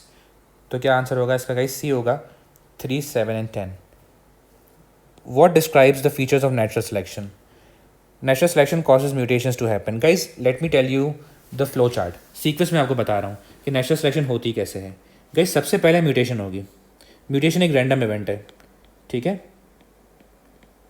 Mutation क्या होता है कि जीन के स्ट्रक्चर में चेंज आ जाता है, सही है ना। जीन के स्ट्रक्चर में चेंज आ जाता है, जिसकी वजह से जीन का एक नया वेरिएंट फॉर्म हो जाता है, एक जीन का नया एलील फॉर्म हो जाता है, इसे बोलते हैं म्यूटेशन। जैसे फॉर एग्जांपल इनिशियली ये कहा जाता था कि दुनिया जब बनी तो आई कलर सिर्फ ब्लैक था। उसके बाद क्या हुआ कि जो आई कलर का जीन है उसमें म्यूटेशन होती रही, तो उस जीन के डिफरेंट वेरिएंट्स आते रहे, तो अब आई कलर जो है वो ब्लैक भी है, ब्लू भी है, ठीक है, ब्राउन भी है, सही है, ग्रीन भी है। तो ये सब कैसे हुआ? म्यूटेशन से हुआ। तो गाइस हमेशा याद रहे कि म्यूटेशन सबसे पहले होती है। म्यूटेशन एक रैंडम इवेंट है जो कभी भी हो सकता है, कहीं भी हो सकता है, और किसी भी जीन को इन्वॉल्व कर सकता है। ठीक है, म्यूटेशन रैंडम है, खुद ब खुद हो जाता है। ठीक है, हाँ, कुछ ट्रिगर्स हैं जो म्यूटेशंस को ट्रिगर करते हैं, कुछ फैक्टर्स हैं जो म्यूटेशंस को ट्रिगर करते हैं, जैसे कि रेडिएशंस हो गई, अल्ट्रावायलेट रेडिएशंस हो गई, ठीक है, और जो है वो अल्फ़ा बीटा गामा रेज हो गई, ये म्यूटेशंस को ट्रिगर करती हैं। या कुछ केमिकल्स हो गए, ठीक है, जैसे कि टार, बेंजीन, ये सब म्यूटेशंस को ट्रिगर करती हैं। लेकिन सबसे पहले म्यूटेशन होगी। गाइस म्यूटेशन जब भी होती है, जैसे मैंने अभी आपको बताया कि म्यूटेशन जीन के अंदर होती है, जीन का स्ट्रक्चर चेंज हो जाता है, जिसकी वजह से जीन का एक नया वेरिएंट आ जाता है और उसकी वजह से एक नई कैरेक्टरिस्टिक आ जाती है। तो गाइस म्यूटेशन की वजह से क्या चीज़ डेवलप हो जाती है? वेरिएशन डेवलप हो जाती है। जैसे फॉर एग्जांपल रैबिट्स थे, समझो पहले सारे रैबिट्स ब्राउन थे, या पहले सारे रैबिट्स क्या थे, समझो पहले सारे रैबिट्स वाइट थे, ब्राउन नहीं थे। फॉर एग्जांपल पहले सारे के सारे रैबिट्स वाइट थे, अब उनमें म्यूटेशन हुई, तो उसकी वजह से क्या हुआ कि एक नया एलील प्रोड्यूस हो गया, जिसकी वजह से जो ब्राउन कोट, ब्राउन फर के लिए कोड कर रहा था वो एलील, तो क्या हुआ? म्यूटेशन की वजह से ब्राउन फर भी आ गया, तो अब रैबिट्स ब्राउन भी होते हैं, वाइट भी होते हैं। ठीक है, तो क्या हुआ? रैबिट्स में वेरिएशन आ गई। हमेशा याद रहे गाइस कि म्यूटेशन सबसे पहले होती है, म्यूटेशन की वजह से नई कैरेक्टरिस्टिक्स आती हैं, जिसकी वजह से वेरिएशन हो जाती है। एक स्पीशीज़ में, एक पॉपुलेशन में वेरिएशन आ जाती है। ठीक है, एक पॉपुलेशन के अंदर, एक स्पीशीज़ के अंदर इंडिविजुअल्स डिफरेंट होते हैं। अब जैसे वेरिएशन आ जाती है ना, तो वेरिएशन पे क्या ऐड करती है? Natural selection. इन्वायरमेंट को अगर सेलेक्ट करना है इंडिविजुअल्स को, ठीक है, अगर इन्वायरमेंट को क्या करना है? सेलेक्ट करना है इंडिविजुअल्स को। नेचुरल सिलेक्शन में क्या होता है कि इन्वायरमेंट उन इंडिविजुअल्स को सिलेक्ट करती है और उन इंडिविजुअल्स के सर्वाइवल को फेवर करती है जो इंडिविजुअल्स बेटर एडेप्टेड होते हैं टू द एनवायरनमेंट। अगर कोई इंडिविजुअल बेटर एडेप्टेड है टू द एनवायरनमेंट, तो एनवायरनमेंट उसे फेवर करेगी, उसके सर्वाइवल को इंक्रीज करेगी। इसे बोलते हैं नेचुरल सिलेक्शन। तो गाइस नेचुरल सिलेक्शन किस पे ऐड करती है? वेरिएशन पे ऐड करती है। यानी अगर वेरिएशन नहीं होगी तो नेचुरल सिलेक्शन नहीं होगी। इसका क्या मतलब है कि जैसे फॉर एग्जाम्पल ब्राउन रैबिट्स और वाइट रैबिट्स हैं, और ये सारे रैबिट्स कहाँ हैं? ट्रॉपिकल रेन फॉरेस्ट के अंदर फॉर एग्जाम्पल। तो brown rabbits are better adapted for tropical rain forest, because brown rabbits जो हैं वो कैमोफ्लाज करेंगे इन द ट्री ट्रंक्स। ठीक है, जो ट्री के स्टेम्स है वो ब्राउन होते हैं, वहाँ पे छुप जाएंगे, so they will be protected from the predators, जबकि white rabbits will be destroyed by the predators. तो ये जो इन्वायरमेंट है ये किसे सेलेक्ट कर रही है, किसको सर्वाइवल प्रोवाइड कर रही है? जो इन्वायरमेंट है वो ट्रॉपिकल रेन फॉरेस्ट की इन्वायरमेंट है, वो सर्वाइवल प्रोवाइड कर रही है ब्राउन रैबिट्स को, और वाइट रैबिट्स को सर्वाइवल प्रोवाइड नहीं कर रही। तो ये जो नेचुरल सिलेक्शन है कि इन्वायरमेंट एक तरह के ऑर्गेनिज्म को, एक तरह के इंडिविजुअल को सर्वाइवल प्रोवाइड कर रही है और दूसरे को सर्वाइवल प्रोवाइड नहीं कर रही, ये जो इन्वायरमेंट काम कर रही है, इसे बोलते हैं नेचुरल सिलेक्शन। और नेचुरल सिलेक्शन वेरिएशन की वजह से ही आ सकता है। ठीक है, are you getting my point? और फिर नेचुरल सिलेक्शन जब होगी तो इवेंचुअली क्या होगा कि सारे वाइट रैबिट्स इवेंचुअली मर जाएंगे ना, बहुत ही कम वाइट रैबिट्स बचेंगे। ठीक है, क्योंकि सिर्फ ब्राउन रैबिट्स बच रहे हैं और वही सर्वाइव कर रहे हैं, मतलब वही बच रहे हैं, वही रिप्रोड्यूस कर रहे हैं ना गाइज। जो इंडिविजुअल सर्वाइव करता है वही रिप्रोड्यूस करता है और वही अपने एलील्स आगे पास ऑन करता है। तो अगर ब्राउन रैबिट सर्वाइव करेंगे वही रिप्रोड्यूस करेंगे और आगे भी वो ब्राउन रैबिट्स ही प्रोड्यूस करेंगे ना। अपने जो बच्चे हैं, अपने जो बच्चे हैं उन तक भी वो brown allele he pass on करेंगे, तो सारे रैबिट्स इवेंचुअली ब्राउन होते जाएंगे, वाइट रैबिट्स कम होते जाएंगे और ब्राउन रैबिट्स बढ़ते जाएंगे। ठीक है, तो इससे क्या हो रहा है कि स्पीशीज़ में चेंज आ रहा है। पहले ब्राउन रैबिट्स भी थे, वाइट रैबिट्स भी थे, अब वाइट रैबिट्स कम हो गए, ब्राउन रैबिट्स बढ़ गए। इसे क्या बोलते हैं कि जब स्पीशीज़ के अंदर विद टाइम, ओवर टाइम, अगर कोई चेंज आ जाता है स्पीशीज़ के अंदर, तो उसे क्या बोलते हैं? एवोल्यूशन। तो गाइस ये फ्लो चार्ट तुम लोग याद रखना कि पहले म्यूटेशन होती है, फिर वेरिएशन होती है, फिर natural selection and then evolution. तो गाइस कभी भी नेचुरल सिलेक्शन म्यूटेशन कॉज नहीं करती, म्यूटेशन पहला इवेंट है। ठीक है, सही है। Leads to evolution of new species, yes, natural selection will lead to evolution and natural selection will results in existing species becoming extinct. Guys this is true as well, ये भी true है। याद रहे कि अगर एक स्पीशीज़ पूरी की पूरी इन्वायरमेंट से बेटर एडेप्टेड नहीं है, पूरी की पूरी स्पीशीज़ ऐसी है जो इन्वायरमेंट के हिसाब से है ही नहीं, सूटेड ही नहीं है टू द एनवायरनमेंट, तो वो पूरी स्पीशीज़ इवेंचुअली ख़त्म हो जाएगी, एक्सटेंट हो जाएगी। तो नेचुरल सिलेक्शन एक्सटिंक्शन कॉज कर देती है। ठीक है, नेचुरल सिलेक्शन एक्सटिंक्शन कॉज करेगी, या एवोल्यूशन कॉज करेगी। ये बात याद रहे गाइस। यानी या तो वो स्पीशीज़ को बेटर बनाती रहेगी, यानी individuals better adapted individual survive करेंगे, रिप्रोड्यूस करेंगे और स्पीशीज़ बेटर होती जाएगी, एवोल्यूशन हो रही है, या तो पूरी स्पीशीज़ ख़त्म कर देगी नेचुरल सिलेक्शन। ठीक है, इसका आंसर क्या होगा guys? D. Let's move on to MCQ number 20. A farmer uses sperm from a black male sheep to artificially inseminate or fertilize 20 light brown female sheep. ठीक है, अच्छा, all of the offspring produce by black. Guys इसमें क्या बोल रहे हैं कि एक फार्मर ने क्या किया कि एक ब्लैक मेल शीप है, उससे स्पर्म लिए और उससे फर्टिलाइज़ कर दिया 20 फीमेल शीप्स को जो कि लाइट ब्राउन थी। अब फर्टिलाइज़ करने के बाद सारी जो ऑफस्प्रिंग थे वो ब्लैक थे। हमेशा याद रहे गाइस कि अगर दो इंडिविजुअल्स क्रॉस कर रहे हैं और दोनों के पास बिल्कुल कैरेक्टरिस्टिक अलग है, ठीक है, जैसे एक ब्लैक शीप है और एक ब्राउन शीप है, और सारे ऑफस्प्रिंग अगर ब्लैक आए, इसका क्या मतलब है कि ब्लैक ट्रेड डोमिनेंट है, सही है, और लाइट ब्राउन ट्रेड क्या है? रिसेसिव है। ठीक है, तो समझो लाइट ब्राउन ट्रेड जो है वो रिसेसिव होगी और जो ब्लैक मेल होगा वो जो है डोमिनेंट ट्रेड के साथ रखता है। लेकिन अच्छा, अब इस ब्लैक मेल को भी होमोजाइगस होना चाहिए, क्योंकि अगर होमोजाइगस डोमिनेंट क्रॉस करेगा होमोजाइगस रिसेसिव के साथ, अगर होमोजाइगस डोमिनेंट क्रॉस करेगा होमोजाइगस रिसेसिव के साथ, जैसे कैपिटल बी होमोजाइगस डोमिनेंट है और स्मॉल बी होमोजाइगस रिसेसिव है, तो सारे हीट्रोजाइगस आएंगे, यानी तभी सारे ब्लैक आएंगे जब, देखो ब्राउन तो हो गई होमोजाइगस रिसेसिव, दोनों एलीज इसके स्मॉल बी होंगे, लेकिन ब्लैक वाला जो है वो तो कैपिटल बी भी हो सकता था ना, लेकिन वो कैपिटल बी स्मॉल बी नहीं होगा, it should be capital B, ताकि सारे के सारे ऑफस्प्रिंग ब्लैक आएँ। क्योंकि गाइज अगर वो कैपिटल बी स्मॉल बी होता तो क्या होता कि इसमें जो ऑर्गेनिजम्स आते हैं वो कैपिटल बी स्मॉल बी वाले आते हैं और स्मॉल बी वाले आते हैं, यानी ब्राउन भी आते हैं ना, ठीक है, यानी हाफ ब्लैक होते हैं और हाफ ब्राउन होते हैं ना, अगर ब्लैक शीप हीट्रोजाइगस होती तो, ठीक है, तो हीट्रोजाइगस नहीं है, सारे के सारे ब्लैक आए हैं, जिसका मतलब जो ब्लैक शीप है वो होमोजाइगस है। ठीक है, अगर ब्लैक शीप हीट्रोजाइगस होती तो आधे ब्लैक आते और आधे ब्राउन आते। ठीक है, so which statement explains this results? The male sheep is homozygous and the allele for the black color is codominant? No guys, dominant है, black color का जो allele है वो dominant है। The male sheep is homozygous and the allele for black color is dominant, not codominant. इसका answer होगा D. Let's move on to MCQ number 21. A plant was placed in water containing black dye. After 24 hours, the plant was removed and sections were taken from the root and the stem. Which diagram shows the results? Guys, इसमें क्या किया कि एक plant जो है उसको एक ऐसे पानी में डाल दिया जिसमें ब्लैक डाई है। अब याद रहे कि ये जो पानी है और जो ब्लैक डाई है ये कौन एब्जॉर्ब करेगा गाइस? जाइलम एब्जॉर्ब करेगा। फ्लोएम का इसमें कोई भी काम नहीं है। ठीक है, हमेशा याद रहे कि कभी भी अगर हम प्लांट को किसी भी डाई में प्लेस करेंगे तो डाई को एब्जॉर्ब करने का काम किसका है? जाइलम का है। Are you getting my point? ठीक है, तो जाइलम इस डाई को एब्जॉर्ब करेगा और जाइलम इस डाई से स्टेन हो जाएगा, क्योंकि डाई कलर्ड होती है तो जाइलम भी कलर्ड हो जाएगा, स्टेनिंग हो जाएगी जाइलम की। Are you getting my point? उसके बाद क्या किया इन्होंने? सेक्शंस लिए हैं रूट के और स्टेम के। तो वो बोल रहे हैं कि कौन सा रिजल्ट सही है। अगर हम देखें गाइस ऑप्शन ए में, तो ऑप्शन ए में जो रूट है उसमें सेंटर में जाइलम होता है एंड बिल्कुल यहाँ पे जाइलम स्टेन हुआ है, तो ये चीज़ तो सही है। अगर हम स्टेम की बात करें तो स्टेम में वेस्कुलर बंडल्स आते हैं रिंग फॉर्म में एंड गाइस जो आउटवर्ड टिश्यू होता है वो फ्लोम होता है, मैंने आपको पढ़ाया था, और जो इनवर्ड टिश्यू होता है वो जाइलम होता है। ठीक है, तो यहाँ पे भी गाइस जाइलम स्टेन हुआ है, तो ऑप्शन ए में दोनों चीज़ें सही हैं, स्टेम में भी जाइलम स्टेन हुआ है और रूट में भी जाइलम स्टेन हुआ है, तो इसका आंसर क्या होगा गाइस? ए। बाकी सारे ऑप्शंस गलत होंगे क्योंकि स्टेनिंग आगे तुम लोग चेक कर सकते हो इम्प्रॉपर होगी। अब patient inhales a drug, which chamber of the patient's heart which chamber of the patient's heart would be the first to receive the blood containing the drug? Guys ये MCQ हमने recently किया है, उसमें nicotine था, यहाँ पे drug की बात कर रहे हैं। जैसे मैंने आपको बताया था कि अगर कोई भी पर्सन ड्रग इनहेल करेगा तो जो हार्ट का पहला चैम्बर है जो ड्रग को रिसीव करेगा वो क्या होगा? Left atrium. ठीक है, और अगर ड्रग कोई ओरली कंज्यूम कर रहा है, ठीक है, अगर ड्रग कोई ओरली कंज्यूम कर रहा है तो कौन सा चैम्बर रिसीव करेगा ड्रग को? सबसे पहले right atrium.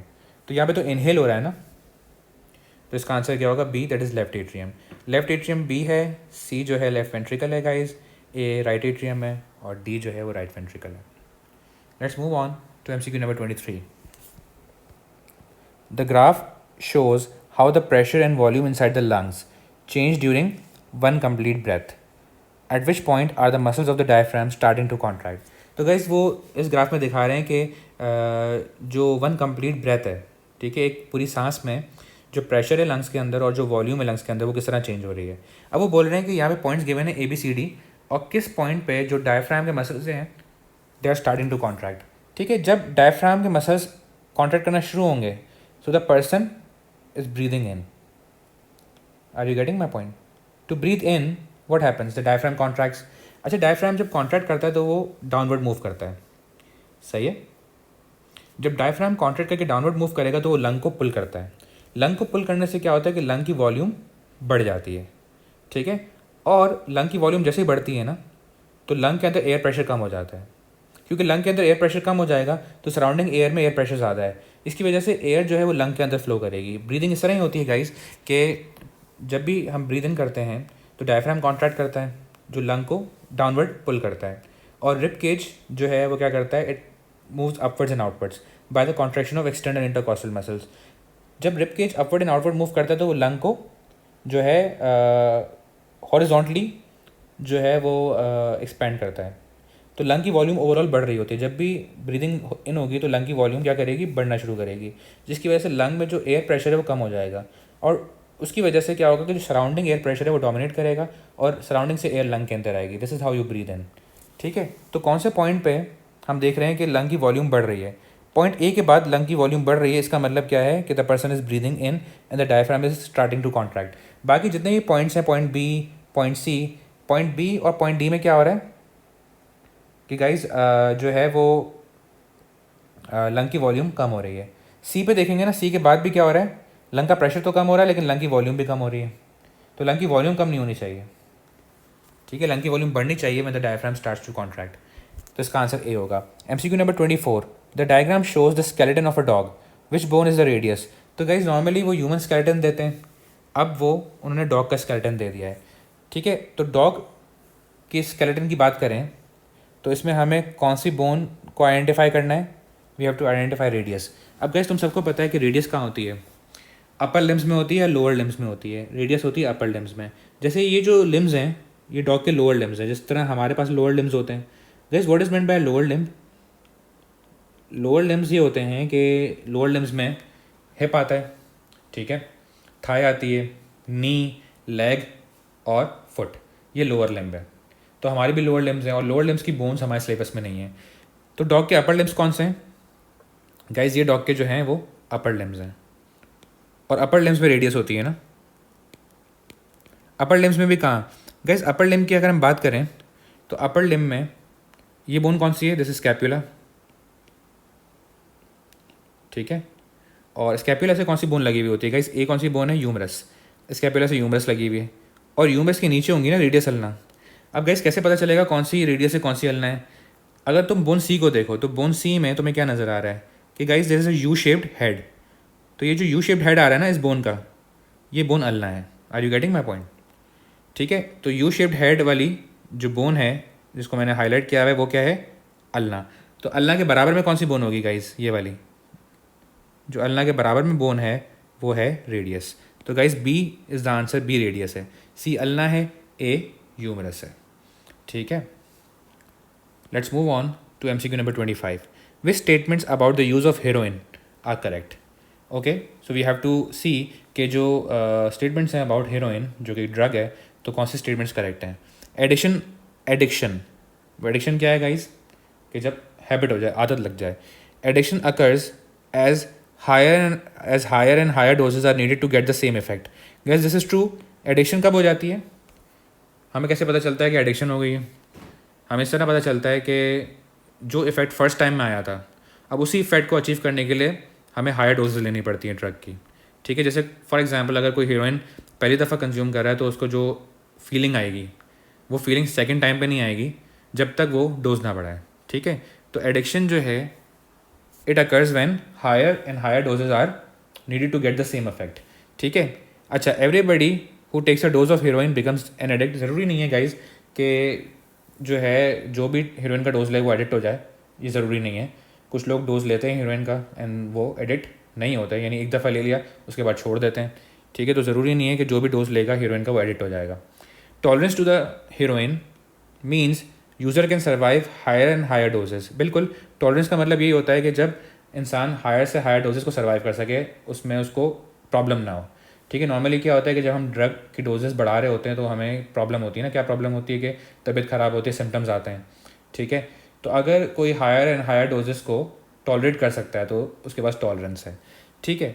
Medical assistance is always necessary to withdraw from heroin addiction. ज़रूरी नहीं है, मतलब ये है कि मेजॉरिटी ऑफ द टाइम्स अगर हीरोइन को विड्रॉ करना है इस ड्रग को तो मेडिकल असिस्टेंस रिक्वायर्ड है, लेकिन समटाइम्स मेडिकल असिस्टेंस के बगैर भी काम हो सकता है if the person tries to withdraw heroin, ठीक है ना। अगर स्ट्रॉन्ग विल हो तो मेडिकल असिस्टेंस की ज़रूरत नहीं पड़ेगी, ठीक है। ऑलवेज रिक्वायरमेंट नहीं है। इसका आंसर क्या होगा? B. Let's move on to MCQ number 26। Which statements about the process of genetic engineering is not correct. तो गाइज कौन सी स्टेटमेंट है जो जेनेटिक इंजीनियरिंग के बारे में करेक्ट नहीं है, हमें बतानी है। Animals with suitable organs for transplant can be developed in the laboratory. Guys ये स्टेटमेंट सूटेबल है जेनेटिक इंजीनियरिंग के लिए। क्या मतलब है कि जैसे फॉर एग्जांपल अगर किसी ह्यूमन में, जैसे फॉर एग्जांपल एक ह्यूमन है, जैसे पर्सन जिसमें लिवर फेल हो गया है फॉर एग्जांपल, और हमें लिवर ट्रांसप्लांट करना है, ठीक है। अब होता ये है कि अगर हम लिवर ट्रांसप्लांट करेंगे किसी और डोनर से तो टिश्यू रिजेक्शन के चांसेस हैं, ठीक है ना, क्योंकि कोई और डोनर होगा, उसका लिवर जो है नॉर्मल पर्सन जिसमें लिवर फेल हुआ है उससे मैच नहीं करेगा ना।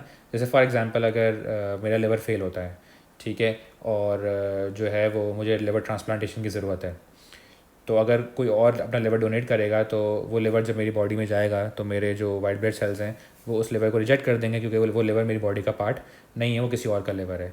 तो क्या कर सकते हैं गाइस के एनिमल्स को यूज़ कर सकते हैं लैब्स में टू सिंथेसाइज ऑर्गन्स। कैसे कि फॉर एग्जांपल मेरा जो DNA है वो एनिमल के अंदर इंसर्ट कर देंगे, ठीक है, एनिमल के सेल्स में इंसर्ट कर देंगे, और जब एनिमल ग्रो होगा पूरा, ठीक है, डेवलप होगा एनिमल, तो एनिमल के पास जो लिवर होगा वो लिवर बिल्कुल जेनेटिकली आइडेंटिकल होगा टू माई लिवर, ठीक है, टू माई सेल्स। अब उससे जो है वो लिवर निकाल के मेरे अंदर ट्रांसप्लांट किया जा सकता है। Are you getting my point? तो इसमें क्या हुआ कि जब मेरा DNA एनिमल के अंदर डालेंगे तो वो जेनेटिक इंजीनियरिंग है। तो ये स्टेटमेंट ट्रू है about the process of genetic engineering, ये किया जा सकता है। Gene therapy can be use to prevent infectious bacterial diseases. कैसे this is the wrong statement. तो हमें यही बताना है कि कौन सी स्टेटमेंट करेक्ट नहीं है। इसका आंसर बी है। क्यों? क्योंकि what is meant by gene therapy? Gas gene therapy ये होती है कि जब आप जेनेटिक इंजीनियरिंग करो, आप जीन इंसर्ट करो to treat a disease. For example अगर किसी को सिकल सेल एनीमिया है, जब किसी को सिकल सेल एनीमिया होता है तो उसके पास दोनों एलीज कौन से होते हैं? HbS वाले होते हैं ना, दोनों एलीज HbS होते हैं, और दोनों के दोनों एलीज रिसेसिव हैं। इसकी वजह से क्या होता है? एबनॉर्मल हेमोग्लोबिन बनता है, जिसे हम बोलते हैं सिकल सेल हेमोग्लोबिन, जो रेड ब्लड सेल्स को सिकल कर देता है, उनका शेप ख़राब कर देता है, और जो है उसकी वजह से पूरा डिजीज़ हो जाता है जिसमें ऑक्सीजन ट्रांसपोर्टेशन पुअर हो जाती है, ठीक है। तो अगर किसी को सिकल सेल एनीमिया है, यानी उसे एक जेनेटिक डिसऑर्डर है, अगर उसके अंदर हम नॉर्मल एलील इंसर्ट कर दें बाय जेनेटिक इंजीनियरिंग, ठीक है, अगर किसी को सिकल सेल एनीमिया है, उसके पास दोनों एलीज HbS हैं, और अगर हम किसी के अंदर उसी इंडिविजुअल के अंदर, जैसे सिकल सेल एनीमिया है, उसके पास दोनों एलीज HbS वाले हैं, अगर हम उसी इंडिविजुअल के अंदर HbA नॉर्मल डोमिनेंट एलीन इंसर्ट कर दें तो वो ट्रीट हो जाएगा। बिल्कुल ट्रीट हो जाएगा, क्योंकि उसके पास HbA और HbS होगा, और HbA अपने आप को एक्सप्रेस करेगा, नॉर्मल हेमोग्लोबिन बनेगा, and the person will be treated. This is called gene therapy. लेकिन याद रहे गाइस कि जीन थेरेपी से हम ट्रीटमेंट करते हैं, बिल्कुल डिजीज़ की ट्रीटमेंट करते हैं, लेकिन कौन सा disease? Genetic disease, not the bacterial disease. Bacterial disease के लिए हम जीन्स को इन्वॉल्व नहीं करते हैं, हम सिंपली एंटीबायोटिक यूज़ करते हैं टू किल द बैक्टीरिया। तो B is a wrong statement, B गलत है गाइस, तो बी ही आंसर होगा। सही है। जेनेटिक इंजीनियरिंग की बात की हुई, it can be use to make important medical products such as insulin and human growth hormone. Guys this is true.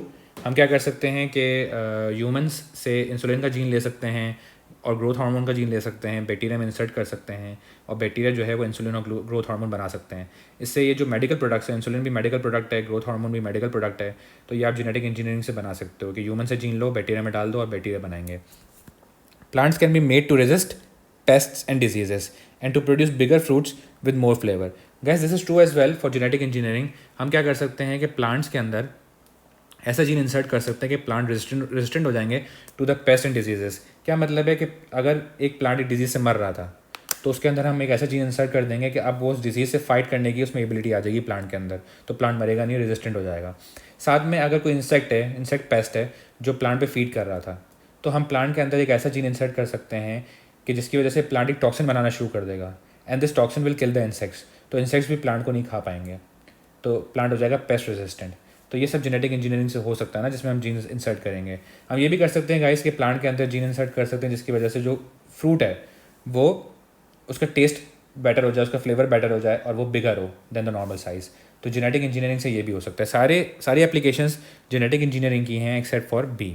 ठीक है, okay. MCQ number 27, the lengths of the 3 parts of the human alimentary canal are shown, which row identifies these parts. Guys अगर हम are देखें तो are की length सबसे कम है, तो सबसे कम यहाँ पे लेंथ किसकी होती है? ड्यूडेनम की। याद रहे गाइस कि आर शुड बी ड्यूडेनम। सबसे छोटी ड्यूडेनम होती है। सबसे बड़ी कौन सी होती है guys? Ileum. P should be ileum with largest length, and then comes colon. Guys ileum is very very long, क्योंकि ईलियम हाईली फोल्डेड होती है। ईलियम जो होती है ना वो हाईली फोल्डेड होती है। ठीक है, सही है। तो ईलियम की लेंथ काफ़ी बड़ी होती है। ड्यूडेनम की लेंथ सबसे छोटी होती है। Duodenum is C shaped. ठीक है, सी शेप पार्ट होता है स्मॉल इंटेस्टाइन का ड्यूडेनम। फिर गाइस ईलियम जो होती है वो हाईली कॉइल्ड होती है, और उसके बाद क्या आता है? कोलॉन आता है। कोलॉन जो है वो ये रहा। तो कोलॉन की लेंथ जो है वो बहुत कम है। सबसे ज़्यादा लेंथ किसकी होती है गाइस? ईलियम की। ठीक है, और सबसे छोटी क्या होती है? ड्यूडेनम। तो ये ड्यूडेनम है, ये ईलियम है, और ये क्या है? कोलॉन। ठीक है जी, answer is C. Let's move on to MCQ number 28. Guys, this is the best MCQ in all of these MCQs. 1000 seeds were placed in damp soil. ठीक है, 1000 seeds लिए, उनको डैम्प यानी मॉइस्ट वाटरी सॉइल में डाल दिया। ठीक है, लेकिन इन द डार्क है, लाइट नहीं है, at 25 degree Celsius for 4 days।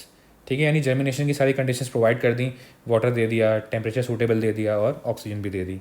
Each day equal numbers of germinating seeds were removed. हर दिन क्या किया कि जो जर्मिनेटिंग सीड्स थे, जो सीड्स ग्रो कर रहे थे, जिनमें से प्लूमल रेडिकल निकल के ग्रो कर रहे थे, उन सीड्स को रिमूव किया, ड्राई किया, और उनका mass and their components separated and weighed. यानी क्या किया कि सीड्स को हर दिन जो ग्रोइंग सीड्स थे उनको लिया, उनको ड्राई किया और उनके कॉम्पोनेंट्स को सेपरेट कर दिया, यानी प्लूमल रेडिकल अलग कर दिए, कॉटिलेडॉन अलग कर दिया और वे किया। The table shows the results. अब इसमें क्या है? Mean mass of the whole seed, यानी हर दिन क्या किया है? पूरे होल सीड का मास निकाला है, फिर साथ में और क्या किया है? कोटिलेडॉन का मास निकाला है, और रेडिकल और प्लूमल का मास निकाला है। ठीक है जी। Which statements are supported by the data from this investigation. तो गाइस अगर हम इस इन्वेस्टिगेशन को देखें तो जो है कौन सी स्टेटमेंट्स हैं यहाँ पे तीनों में से जो सपोर्ट होंगी by the data from this investigation. इस डेटा को देख के हमें बताना है कि कौन सी स्टेटमेंट्स ट्रू हैं। Stored food in the cotyledons provide materials for the growth of the radicle and plumule during germination. पहली स्टेटमेंट क्या कह रही है कि जो स्टोर्ड फूड है कॉटिलेडॉन के अंदर, ठीक है, वो ही जो स्टोर्ड फूड है वो मटीरियल्स प्रोवाइड कर रहा है to the radicle and plumule. सही है, for the growth of radicle and plumule के मटीरियल प्रोवाइड कर रहा है ड्यूरिंग जर्मिनेशन। यानी स्टेटमेंट 1 कह रही है कि क्या ये ट्रू है कि जो कॉटिलेडॉन के अंदर स्टोर्ड फूड है वो मटीरियल प्रोवाइड कर रहा है for the growth of radicle and plumule. Let's see from the data. Guys अगर हम डाटा देखें तो हो ये रहा है कि जो है वो होल सीड का मास कम हो रहा है as the day progresses, as the days progress. तो होल सीड का मास कम हो रहा है, कॉटिलेडॉन्स का मास भी कम हो रहा है। ठीक है, लेकिन रेडिकल और प्लूम्यूल का मास बढ़ रहा है। इसका क्या मतलब है? लाइट है नहीं, डार्क है, यानी फोटोसिंथेसिस तो हो नहीं रहा, तब भी प्लूम्यूल का मास बढ़ रहा है। तो गैस प्लूम्यूल जो ग्रो कर रहा है उसके पास मटेरियल कहाँ से आ रहा है? कॉटिलेडॉन से ही आ रहा होगा ना। ठीक है, क्योंकि अगर हम देखें तो कॉटिलेडॉन का मास कम हो रहा है as a days progress, and plumule radicle का मास बढ़ रहा है। तो अगर प्लूम्यूल रेडिकल का मास बढ़ रहा है और कॉटिलेडॉन का कम हो रहा है, इसका मतलब कॉटिलेडॉन से मटेरियल कहाँ जा रहा है? प्लूम्यूल और रेडिकल में, यानी ये स्टेटमेंट ट्रू है। ठीक है, फिर whole seeds contain other structures beside plumule radicle and cotyledons. Guys इस स्टेटमेंट को देखें तो ये स्टेटमेंट क्या कह रही है कि जो होल सीड है, ये जो होल सीड है, सही है, अगर हम होल सीड को देखें, गाइस, तो वो कह रहा है कि जो होल सीड है उसमें और भी स्ट्रक्चर्स हैं besides plumule radicle and कॉटिलेडॉन्स।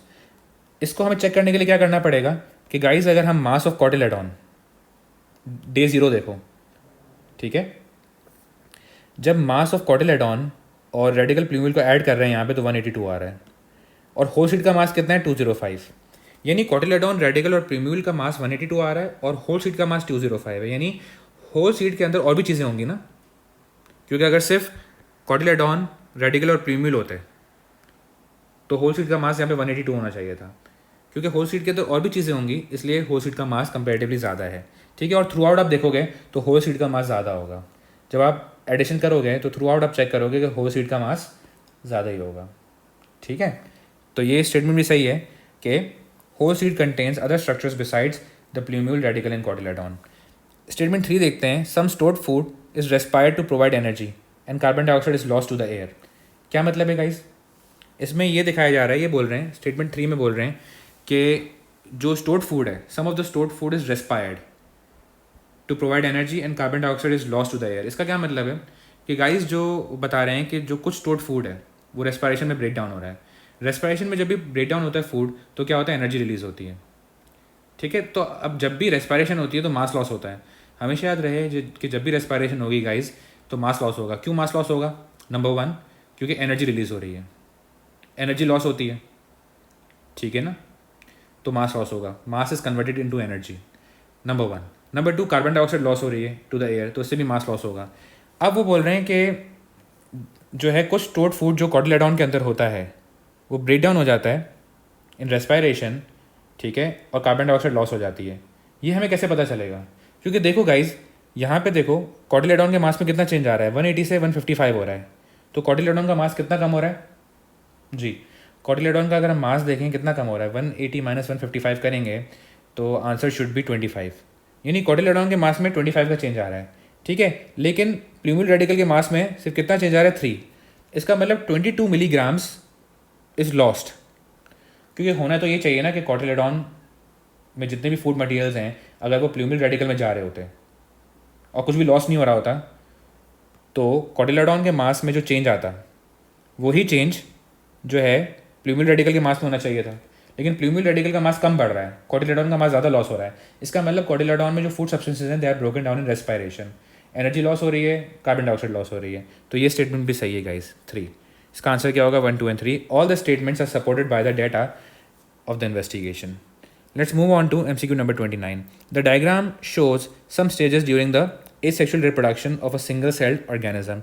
Which row correctly shows the relative amount of DNA in each of the cells V, W, X, Y and Z? Guys, हमें relative amounts of DNA बतानी है, यानी comparatively. अब होता हमेशा ये है गाइस, ज़रूर ये याद रखना कि जैसे ये सेल V है, अगर ये डिवाइड करेगा बाय माइटोसिस, एसेक्सुअल रिप्रोडक्शन है ना, तो ये माइटोसिस से डिवाइड करेगा। तो गाइस माइटोसिस से डिवाइड करने के लिए prerequisites, what is meant by prerequisites, mitosis से डिवाइड करने के लिए कुछ चीज़ें पहले करनी होती हैं। वो क्या होती है कि गाइस अगर किसी भी सेल को डिवाइड करना है बाय माइटोसिस तो उसको पहले अपना डीएनए कॉपी करना पड़ता है, डीएनए रेप्लिकेशन बोलते हैं इसे। कि कभी भी कोई सेल अगर माइटोसिस से डिवाइड करेगा तो पहले वो डीएनए रेप्लिकेशन करेगा, यानी अगर उसके पास 2 डीएनए हैं, ठीक है, तो क्या करेगा, वो डीएनए को मल्टीप्लाई करके डबल करके कितना कर लेगा, 4 डीएनए कर लेगा। ऐसे क्यों कर रहा है गाइस? क्योंकि वो सेल डिवाइड होने वाला है, तो डिवाइड होने से पहले उसे अपना डीएनए डबल करना पड़ेगा ताकि जो 2 डॉटर सेल्स बने दोनों को इक्वल डीएनए मिले। बात समझ में आ रही है गाइस? कि जैसे ये पेरेंट सेल है ना, इसके पास 2 डीएनए है, ये पेरेंट सेल 2 में स्प्लिट कर जाएगा, यानी ये पेरेंट सेल 2 सेल्स में डिवाइड कर जाएगा, 2 डॉटर सेल्स बनेंगे, तो दोनों डॉटर सेल्स के पास 2 डीएनए होने चाहिए। सही है, ऐसा नहीं होना चाहिए कि डीएनए हाफ हो जाए। माइटोसिस है ना, DNA should not be half, ठीक है। Are you getting my point? तो डीएनए रेप्लिकेशन बहुत ज़्यादा ज़रूरी है, तो यहाँ पे 4 डीएनए हो जाएगा। अब इस सेल में क्या है, हम देख रहे हैं कि जो डीएनए है दिस इज बीइंग सेपरेटेड, कि 2 डीएनए इस तरफ चले गए, 2 डीएनए इस तरफ चले गए। स्टिल सेल के अंदर कितने डीएनए हैं, 4 डीएनए है ना। और फिर क्या होगा गाइस, सेल डिवाइड कर जाएगा बीच में से, तो अब हर सेल के पास कितने डीएनए हो जाएंगे, 2 डीएनए हो जाएंगे। And daughter cells are genetically identical to the parent cell, daughter cells बिल्कुल पेरेंट सेल जैसे ही होंगे, ठीक है। तो अगर हम डीएनए की बात करें तो वी में यहाँ पे रिलेटिव अमाउंट की बात कर रहे हैं ना, यानी कंपेयर कर रहे हैं एक दूसरे को। तो वी की अगर बात करें, अगर वी में 1 डीएनए है तो डब्ल्यू में उसका डबल होगा, अगर वी में 1 है तो डब्ल्यू में डबल होगा उसका, और एक्स में भी डबल होगा, वी का डबल होगा, और एक्स में और डब्ल्यू में डीएनए सेम होगा। अब क्या होगा, वाई और जी में वापस से हाफ हाफ हो जाएगा, ठीक है, क्योंकि DNA 2-2 हो गए। तो इसका आंसर क्या होगा guys? C. Let's move on to MCQ number 30। Which product of genetic engineering of plants is link to farming techniques that could reduce biodiversity. यानी इस MCQ में वो क्या बोल रहे हैं गाइज कि जेनेटिक इंजीनियरिंग कर रहे हैं प्लांट्स की, ठीक है। तो जब प्लांट्स की जेनेटिक इंजीनियरिंग कर रहे हैं और से जो प्रोडक्ट आ रहा है, ठीक है, ये जो प्रोडक्ट है ये लिंक्ड है फार्मिंग टेक्निक से, तो कौन सा ऐसा प्रोडक्ट है? यानी हम क्या कर रहे हैं, जेनेटिक इंजीनियरिंग कर रहे हैं और उससे कोई प्लांट बना रहे हैं, और हम ये प्लांट बना रहे हैं फॉर फार्मिंग टेक्निक्स। तो जो जेनेटिक इंजीनियरिंग करके हम प्लांट बना रहे हैं फार्मिंग टेक्निक्स के लिए, तो कौन सा ऐसा प्लांट है जो कि बायोडाइवर्सिटी को रिड्यूस कर देगा? यानी कौन सा ऐसा प्रोडक्ट है जो बायोडाइवर्सिटी को रिड्यूस कर देगा? Crops that produce medicine. Guys अगर क्रॉप्स मेडिसिन प्रोड्यूस कर रहे हैं तो इससे बायोडाइवर्सिटी पे तो कोई फ़र्क नहीं पड़ेगा ना। नंबर ऑफ स्पीशीज़ जो हैं इकोसिस्टम में वो सेम रहेंगी, ठीक है, एनिमल स्पीशीज़ सेम रहेंगी, कुछ भी चेंज तो नहीं आएगा ना।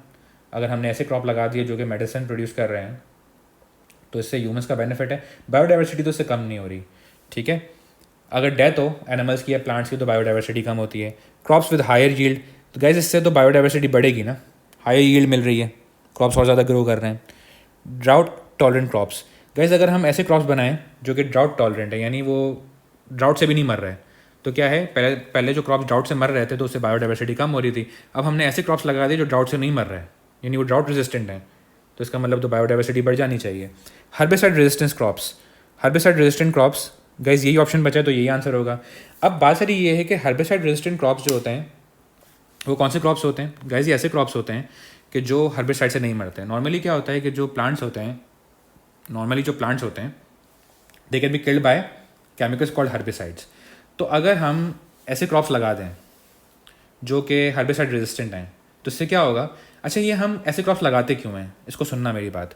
कि जैसे होता ये है कि जब फार्मर क्रॉप ग्रो कर रहा होता है तो उन क्रॉप्स के आसपास क्या होता है, उन क्रॉप्स के बीच में ही क्या होता है कि अनवांटेड प्लांट्स ग्रो हो जाते हैं, ठीक है, बात समझ में आ रही है।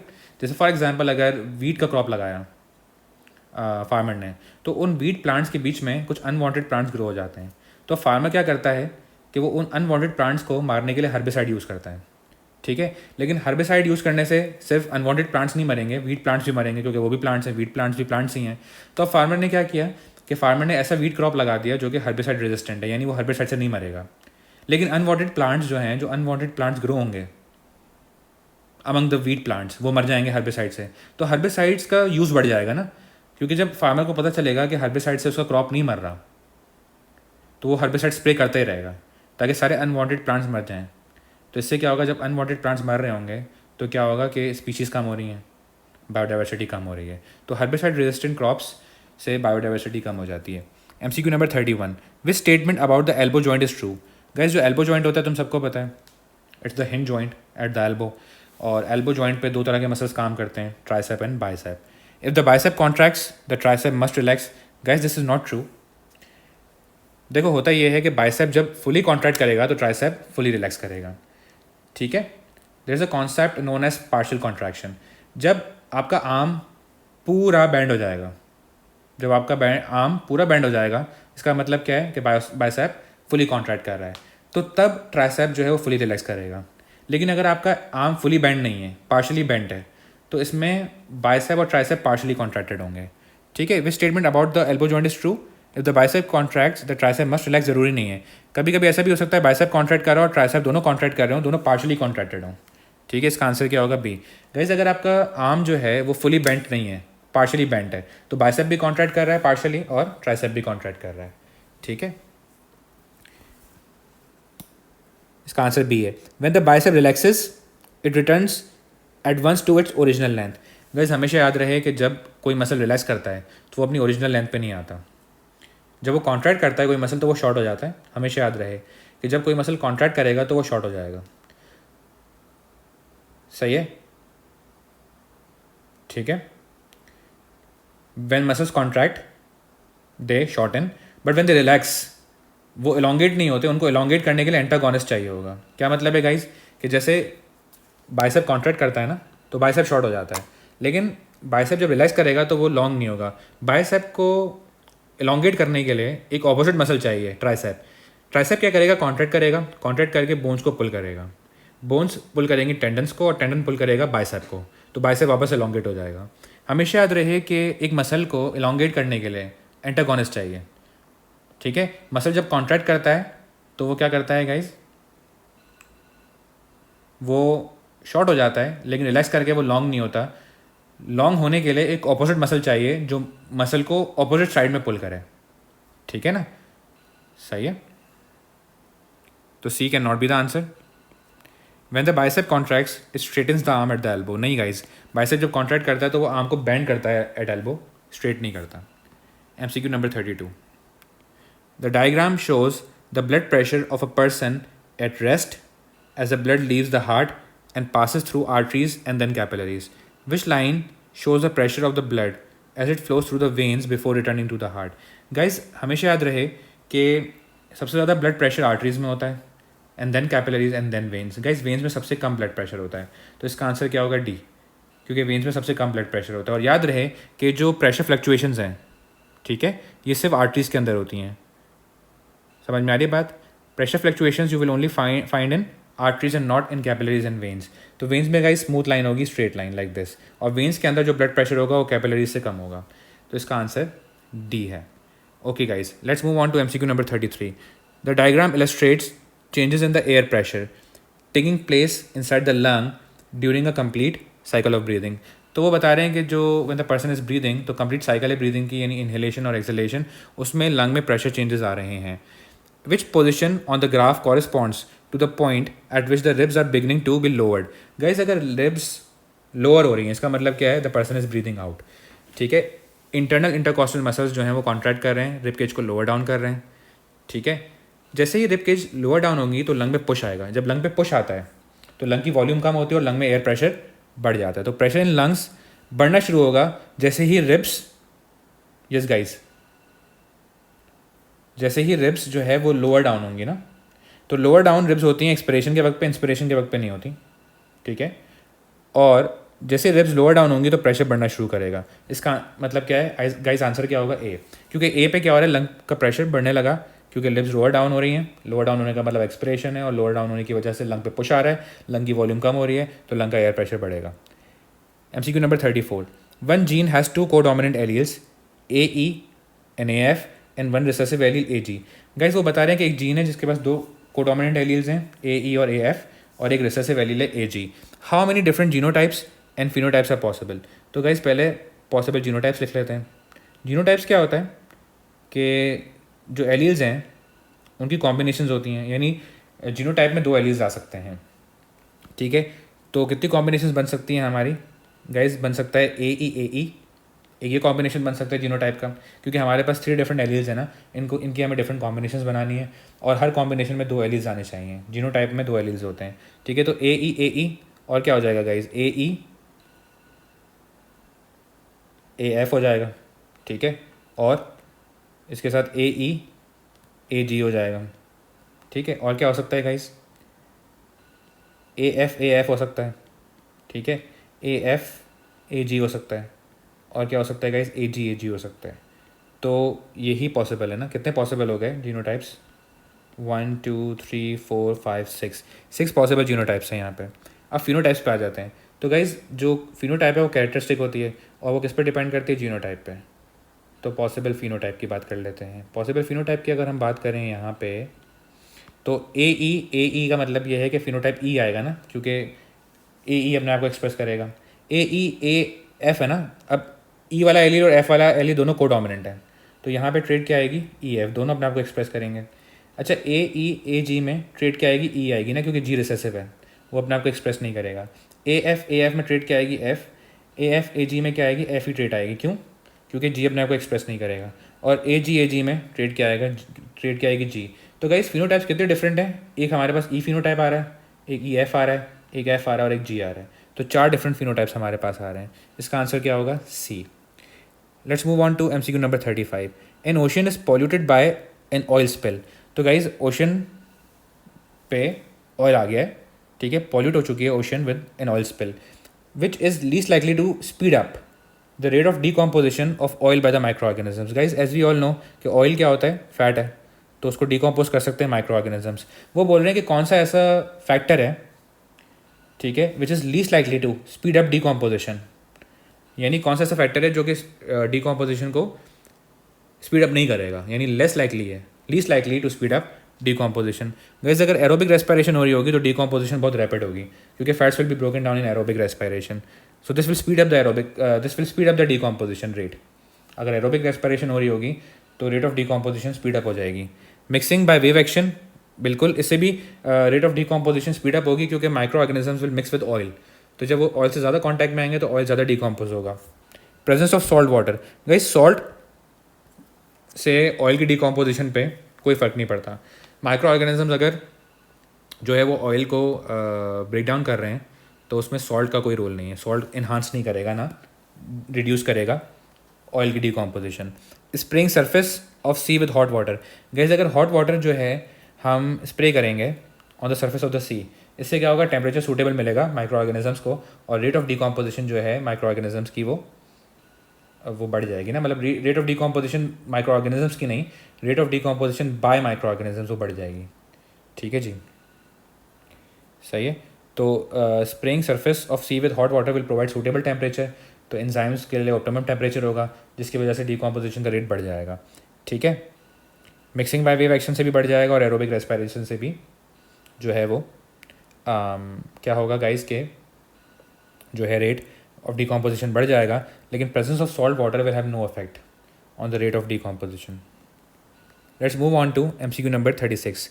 The diagram shows the origins of a type of pollutant entering an ocean bay. तो गाइस ये एक पॉल्यूटेंट है जो कि ओशन बे में एंटर हो रहा है, यानी लीच कर रहा है, लीचिंग हो रही है इसकी। ठीक है, और वो ओशंस में आ रहा है पानी में डिजॉल्व होकर। तो ये जो पॉल्यूटेंट है ये ह्यूमन सीवेज से भी आता है, यानी ह्यूमन सीवेज से कौन से पॉल्यूटेंट्स आते हैं गाइस, नाइट्रोजन आता है। ठीक है, ये फार्म्स और सिटी स्ट्रीम से भी आ रहा है, यानी अदर सीवेज और एटमॉस्फेयर से भी आ रहा है। डेफिनेटली ये नाइट्रोजन कंटेनिंग केमिकल्स हैं, क्योंकि सीवेज में भी नाइट्रोजन कंटेनिंग केमिकल्स होते हैं, जैसे कि यूरिया। फार्म्स और सिटी स्ट्रीम से आ रहा है, ये भी बिल्कुल यूरिया ही होगा। एटमॉस्फेयर से आ रहा है, तो एटमॉस्फेयर से किस फॉर्म में आ सकता है, नाइट्रेट्स की फॉर्म में आ सकता है, यानी नाइट्रोजन गैस रिएक्ट करेगी विद ऑक्सीजन। ठीक है, ऑक्साइड्स ऑफ नाइट्रोजन बनेंगी, फिर यू ऑल नो कि आगे क्या होगा, इससे इवेंचुअली नाइट्रेट बन जाएगा। तो ये नाइट्रोजन कंटेनिंग केमिकल्स ही होंगे, ठीक है, जो कि इन सारी चीज़ों से आ रहे हैं, यही एक पॉल्यूटेंट है। MCQ number 37। The diagram shows an experiment to find out if seeds need oxygen to germinate. Guys हमें देखना है कि इस डायग्राम में जो एक्सपेरिमेंट है, ठीक है, वो क्या इन्वेस्टिगेट कर रहा है कि क्या ऑक्सीजन रिक्वायर्ड है जर्मिनेशन के लिए। तो हमेशा याद रहे कि अगर आपको देखना होता है कि ऑक्सीजन रिक्वायर्ड है, अगर आपको ऑक्सीजन की नीड देखनी है तो क्या करोगे, आप 2 एक्सपेरिमेंट सेटअप करोगे। एक एक्सपेरिमेंट में आप ऑक्सीजन प्रोवाइड नहीं करोगे। गाइस जिस एक्सपेरिमेंट में आप ऑक्सीजन प्रोवाइड नहीं करोगे वो ट्रू एक्सपेरिमेंट होगा। ठीक है, जिस एक्सपेरिमेंट में आप ऑक्सीजन प्रोवाइड नहीं करते वो ट्रू एक्सपेरिमेंट होगी, और जिस एक्सपेरिमेंट में आप ऑक्सीजन प्रोवाइड करोगे, जैसे यहाँ पे एक्सपेरिमेंट X में क्या किया है, ऑक्सीजन को रिमूव किया गया है, सॉल्यूशन यूज़ किया है टू एब्जॉर्ब ऑक्सीजन और रबर बंग लगा दिया है। तो जिसमें आप ऑक्सीजन रिमूव कर रहे हो वो ट्रू एक्सपेरिमेंट है, और जिसमें ऑक्सीजन प्रोवाइड कर रहे हो वो कंट्रोल है। हमेशा जब भी ऑक्सीजन की नीड शो करनी होती है, ठीक है, जर्मिनेशन के लिए, तो एक एक्सपेरिमेंट ऐसा होगा जिसमें ऑक्सीजन प्रोवाइड करेंगे और एक में नहीं करेंगे। जिसमें प्रोवाइड करते हैं उसे बोलते हैं कंट्रोल, और जिसमें नहीं करेंगे प्रोवाइड उसे बोलते हैं ट्रू एक्सपेरिमेंट। ठीक है, यानी हम 2 एक्सपेरिमेंट इसलिए सेटअप कर रहे हैं कि हम दिखाना चाहते हैं कि जब ऑक्सीजन होगी तो जर्मिनेशन होगी, जब ऑक्सीजन नहीं होगी तो जर्मिनेशन नहीं होगी। ठीक है, ओके, यहाँ पे पूछा है कि which change would make tube Y ineffective control, यानी कौन सा ऐसा फर्दर चेंज रिक्वायर्ड है जिसकी वजह से जो ट्यूब वाई है वो इफेक्टिव कंट्रोल हो जाएगी। अब देखो यहाँ पे हमने क्या किया, वाटर रखा हुआ है instead of solution to absorb oxygen, तो वाटर तो ऑक्सीजन को एब्जॉर्ब नहीं करेगा ना, तो ऑक्सीजन यहाँ पे प्रोवाइडेड है। ठीक है, तो एक काम यहाँ पे करना चाहिए कि रबर बंग लगा देना चाहिए, तो और अच्छा कंपैरिजन हो जाएगा।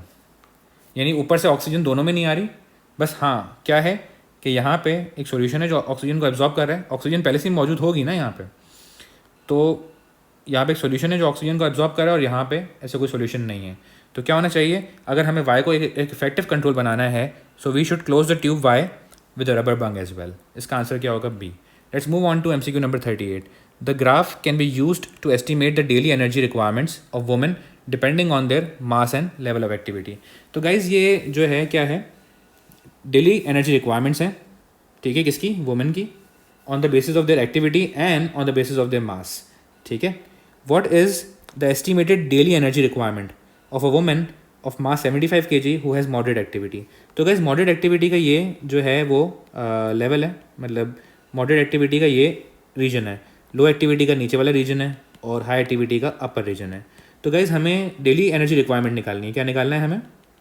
We have to find the daily energy requirement.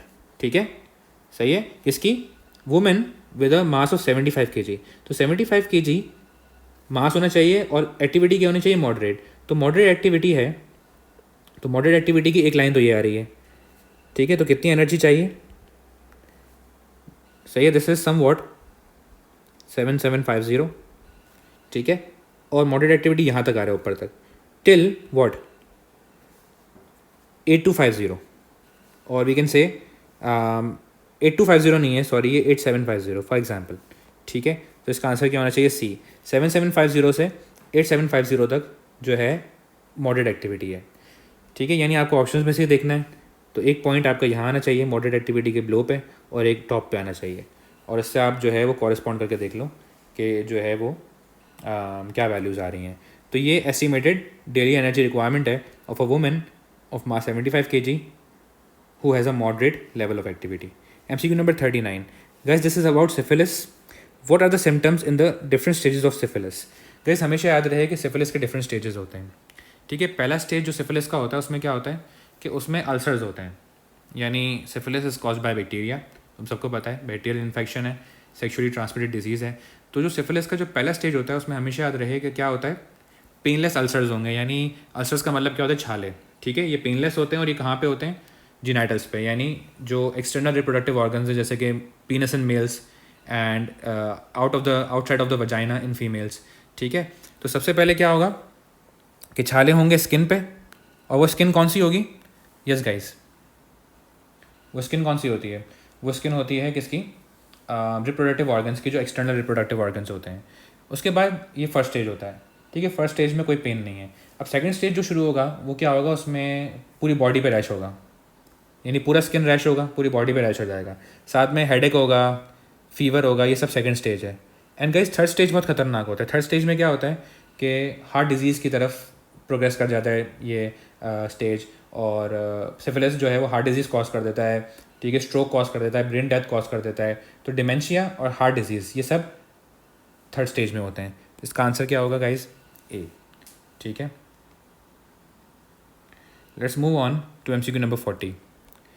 The graph shows changes in the amount of air in a person's lungs over a period of 30 seconds. अब वो क्या बता रहे हैं गाइज कि यहाँ पे बता रहे हैं कि ये जो ग्राफ है this is showing the changes in the amount of air और द लंग वॉल्यूम। ठीक है ना, यानी बता रहे हैं कि इस ग्राफ में there are changes in the amount of air in a person's lung, कि पर्सन के लंग में जितनी एयर है उसकी अमाउंट में चेंजेस दिखा रहे हैं over a period of 30 seconds. In which time period is the rate of breathing fastest. Guys याद रहे कि रेट ऑफ ब्रीदिंग को हम किस तरह देखते हैं कि रेट ऑफ ब्रीदिंग फास्टेस्ट या स्लोएस्ट है जिस रीजन में सबसे ज़्यादा वेव्स आ रही हों। ठीक है, जिस रीजन में सबसे ज़्यादा वेव्स आ रही हों वहाँ पे ब्रीदिंग रेट फास्टेस्ट होगा, और जिस रीजन में सबसे कम वेव्स आ रही होंगी वहाँ पे ब्रीदिंग रेट स्लोएस्ट होगा। हमेशा याद रहे कि नंबर ऑफ वेव्स पर डिपेंड करता है ब्रीदिंग रेट। ठीक है, अब ये जो VW XYZ ये जो सारे रीजन्स हैं V2W, W2X, X2Y and Y2Z, ये इन सब के टाइम इंटरवल सेम है ना, क्योंकि इन सब के टाइम इंटरवल सेम है। आप simply number of waves count करो। ठीक है, जिस रीजन में नंबर ऑफ वेव्स सबसे ज़्यादा होंगी वहाँ पे ब्रीदिंग रेट फास्टेस्ट होगा, जहाँ पे नंबर ऑफ वेव्स सबसे कम होंगी वहाँ पे ब्रीदिंग रेट सबसे कम होगा। तो अगर हम V2W की बात करें तो यहाँ पे कितनी वेव आ रही है गाइस? एक वेव आ रही है। जब W2X की बात करें तो आधी वेव भी नहीं आ रही। ठीक है, इट्स बेसिकली टू थर्ड भी नहीं कहेंगे, आधी वेव तो यहाँ पे हो रही है। ठीक है, it's around we can say 1/3 of the wave. ठीक है ना, 1/3 वेव है यहाँ पे W2X, और यहाँ पे पूरी 1 वेव है। If we talk about X2Y, तो X2Y में क्या है गाइस? तकरीबन हम कह सकते हैं कि हाफ वेव है, और जो है वो हाफ वेव नहीं है, हाफ से थोड़ा सा कम है। ठीक है, और Y2Z में हाफ वेव है पूरी। तो सबसे ज़्यादा वेव्स आपको कहाँ मिल रही हैं? V2W। इसका मतलब breathing rate is highest in V2W। If you find the most waves in the region, इसका मतलब क्या है? ब्रीदिंग रेट फास्टेस्ट है। MCQ number 41. The graph shows changes in the populations of plant and animal plankton in the lake. क्या बता रहे हैं guys, ये जो ग्राफ है ये क्या शो कर रहा है? The graph shows changes in the populations of plant and animal plankton in the lake. Lake है, उसमें पॉपुलेशंस चेंज हो रही हैं, किसकी? प्लांट प्लैंटन की और एनिमल प्लैंटन की। Consider the following statement in relation to the data provided. Population changes in animal plankton lag behind similar changes in the plant plankton because the animals feed on the plants। क्या बोल रहे हैं? जो statement है वो क्या कह रही है कि जो एनिमल प्लैंकटन की पॉपुलेशन है वो लैग कर रही है, ठीक है, lag behind the similar changes in the plant plankton. यानी हो क्या रहा है कि प्लांट प्लैंकटन राइज करते हैं, उसके बाद एनिमल प्लैंकटन राइज करते हैं, ठीक है। क्यों? जैसे ही प्लांट प्लैंकटन राइज कर रहे हैं, ठीक है, तो एनिमल प्लैंकटन प्लांट प्लैंकटन पे फीड करके राइज करते हैं, ठीक है, और प्लांट प्लैंकटन फॉल करता है और एनिमल प्लैंकटन राइज कर रहा है। अब जैसे ही प्लांट प्लैंकटन फॉल करेगा तो एनिमल प्लैंकटन भी फॉल करेंगे, ठीक है, फिर प्लांट प्लैंकटन राइज करेगा तो वापस से एनिमल प्लैंकटन राइज करेंगे। तो हो क्या रहा है कि एनिमल्स लैग कर रहे हैं प्लांट्स को। प्लांट्स जैसे ही बढ़ते हैं एनिमल्स बढ़ना शुरू हो जाते हैं, प्लांट्स कम होते हैं फिर एनिमल्स भी कम होना शुरू हो जाते हैं। तो ये स्टेटमेंट बिल्कुल ठीक है गाइस। जो डेटा है वो ये बोल रहे हैं कि consider the following statement in relation to the data provided by the graph. Population change in animal plankton lags behind similar changes in the plant plankton because the animals feed on the plants. Into which category does the statement fall? It is a reasonable interpretation of the data. Guys, बिल्कुल ये बिल्कुल reasonable interpretation है data की, ठीक है, क्योंकि data से बिल्कुल स्ट्रेट अवे ये इंटरप्रेट हो रहा है कि जो changes in the population changes जो एनिमल प्लैंकटन में वो लैग कर रहे हैं, they are behind the plant plankton. Plant plankton जैसे राइज करता है उसके कुछ टाइम बाद एनिमल प्लैंकटन राइज करते हैं, प्लांट प्लैंकटन जैसे फॉल करता है उसके कुछ टाइम बाद एनिमल प्लैंकटन फॉल करते हैं। तो ये रीजनेबल इंटरप्रिटेशन है डेटा की। इसका आंसर क्या होगा guys? A. Let's move on to MCQ number 42। The graph shows pressure changes in the left side of the heart while at rest during a single heart beat. Guys ये single heart beat है पूरी की पूरी, ठीक है, this is one heart beat. What is the number of times that this person heart beats in 1 minute while at rest. Guys ये दिखा रहे हैं, वो बता रहे हैं कि प्रेशर चेंजेस हो रहे हैं एक पर्सन के left side of the heart में at rest during a single heart beat. यानी ये जो टाइम है ना पूरा 0.6 सेकेंड्स, ये एक हार्ट बीट का टाइम है एट रेस्ट। अब हमें निकालना है कि 1 मिनट में कितनी बीट्स होंगी। तो गाइज हम अगर देखें तो टाइम सेकेंड्स में गिवन है, तो एक बीट जो है वो कितने सेकेंड्स में? 0.6 सेकेंड्स में। हमें निकालना है कि कितनी बीट्स 1 मिनट में होंगी। तो 1 मिनट का मतलब क्या होता है गाइस? 60 सेकेंड्स, ठीक है। तो कितनी बीट्स 60 सेकेंड्स में होंगी? आंसर इज एक्स, ठीक है। तो एक्स निकालने के लिए क्या करेंगे गाइस? 0.6 सॉरी एक्स निकालने के लिए क्या करेंगे?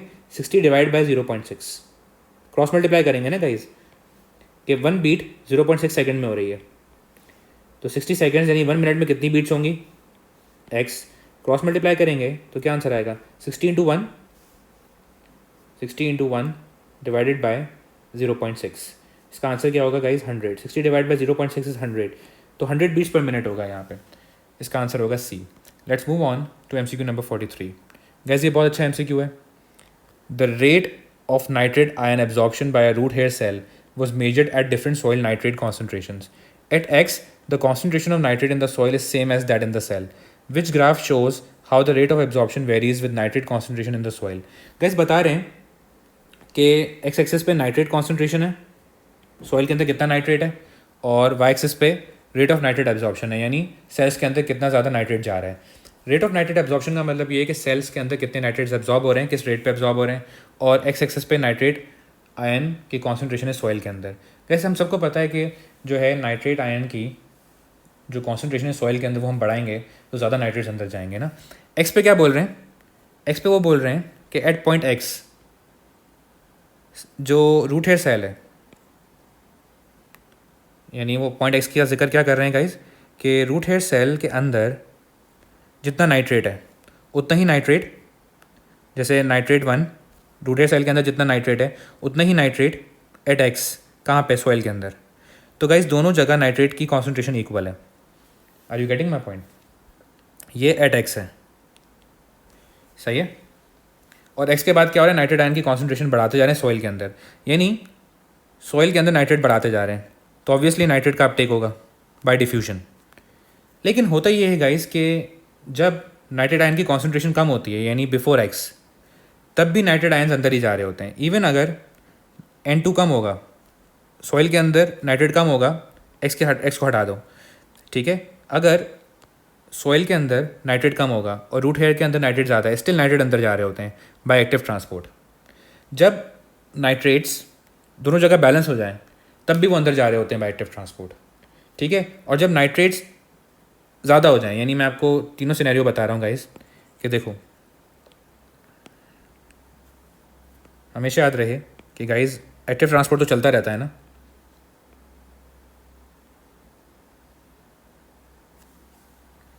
सही है। कि गाइस याद रहे कि जब नाइट्रेट जो है वो सेल के अंदर ज़्यादा है और सॉइल में कम है, यानी बिफोर एक्स पे क्या था, एक्स पे नाइट्रेट की कॉन्सेंट्रेशन सॉइल में इतनी हो गई थी कि वो इक्वल थी to the nitrate concentration in the soil. X के बाद नाइट्रेट कॉन्सेंट्रेशन सॉइल में बढ़ा रहे हैं, सॉइल में नाइट्रेट ज़्यादा हो जाएगा, और एक्स से पहले सॉइल में नाइट्रेट क्या है, कम है, और एक्स के बाद सॉइल में नाइट्रेट ज़्यादा है, ठीक है। तो अगर नाइट्रेट सॉइल के अंदर कम है ना, स्टिल नाइट्रेट एब्जॉर्ब हो रहा होता है रूट हेयर सेल के अंदर by active transport. Are you getting my point? फिर अगर नाइट्रेट बढ़ गया, यानी अगर नाइट्रेट सेल के अंदर कम है और सॉइल के अंदर ज़्यादा है, तब भी नाइट्रेट अंदर जाएगा बाय डिफ्यूजन, ठीक है। तो in all cases nitrate will be absorbed. तो गाइस एक्स से पहले या एक्स के बाद दोनों केसेस पे जो है नाइट्रेट एब्जॉर्ब हो रहा होगा। Are you getting my point? जब तक नाइट्रेट जीरो नहीं हो जाए सॉइल के अंदर, तब तक नाइट्रेट एब्जॉर्ब हो रहा होगा। तो इसका आंसर क्या है गाइस? ए, ठीक है। Nitrate is always absorbed. पहले किससे हो रहा था? एक्स से पहले एक्टिव ट्रांसपोर्ट, और एक्स के बाद डिफ्यूजन से हो रहा है, क्योंकि सॉइल में नाइट्रेट आयन की कॉन्सेंट्रेशन बढ़ रही है, तो ज़्यादा से ज़्यादा nitrate ions root hair cell के अंदर जाते रहेंगे, कॉन्सेंट्रेशन सॉइल के अंदर बढ़ाते जा रहे हैं। तो इसका आंसर क्या होगा गाइस? ए।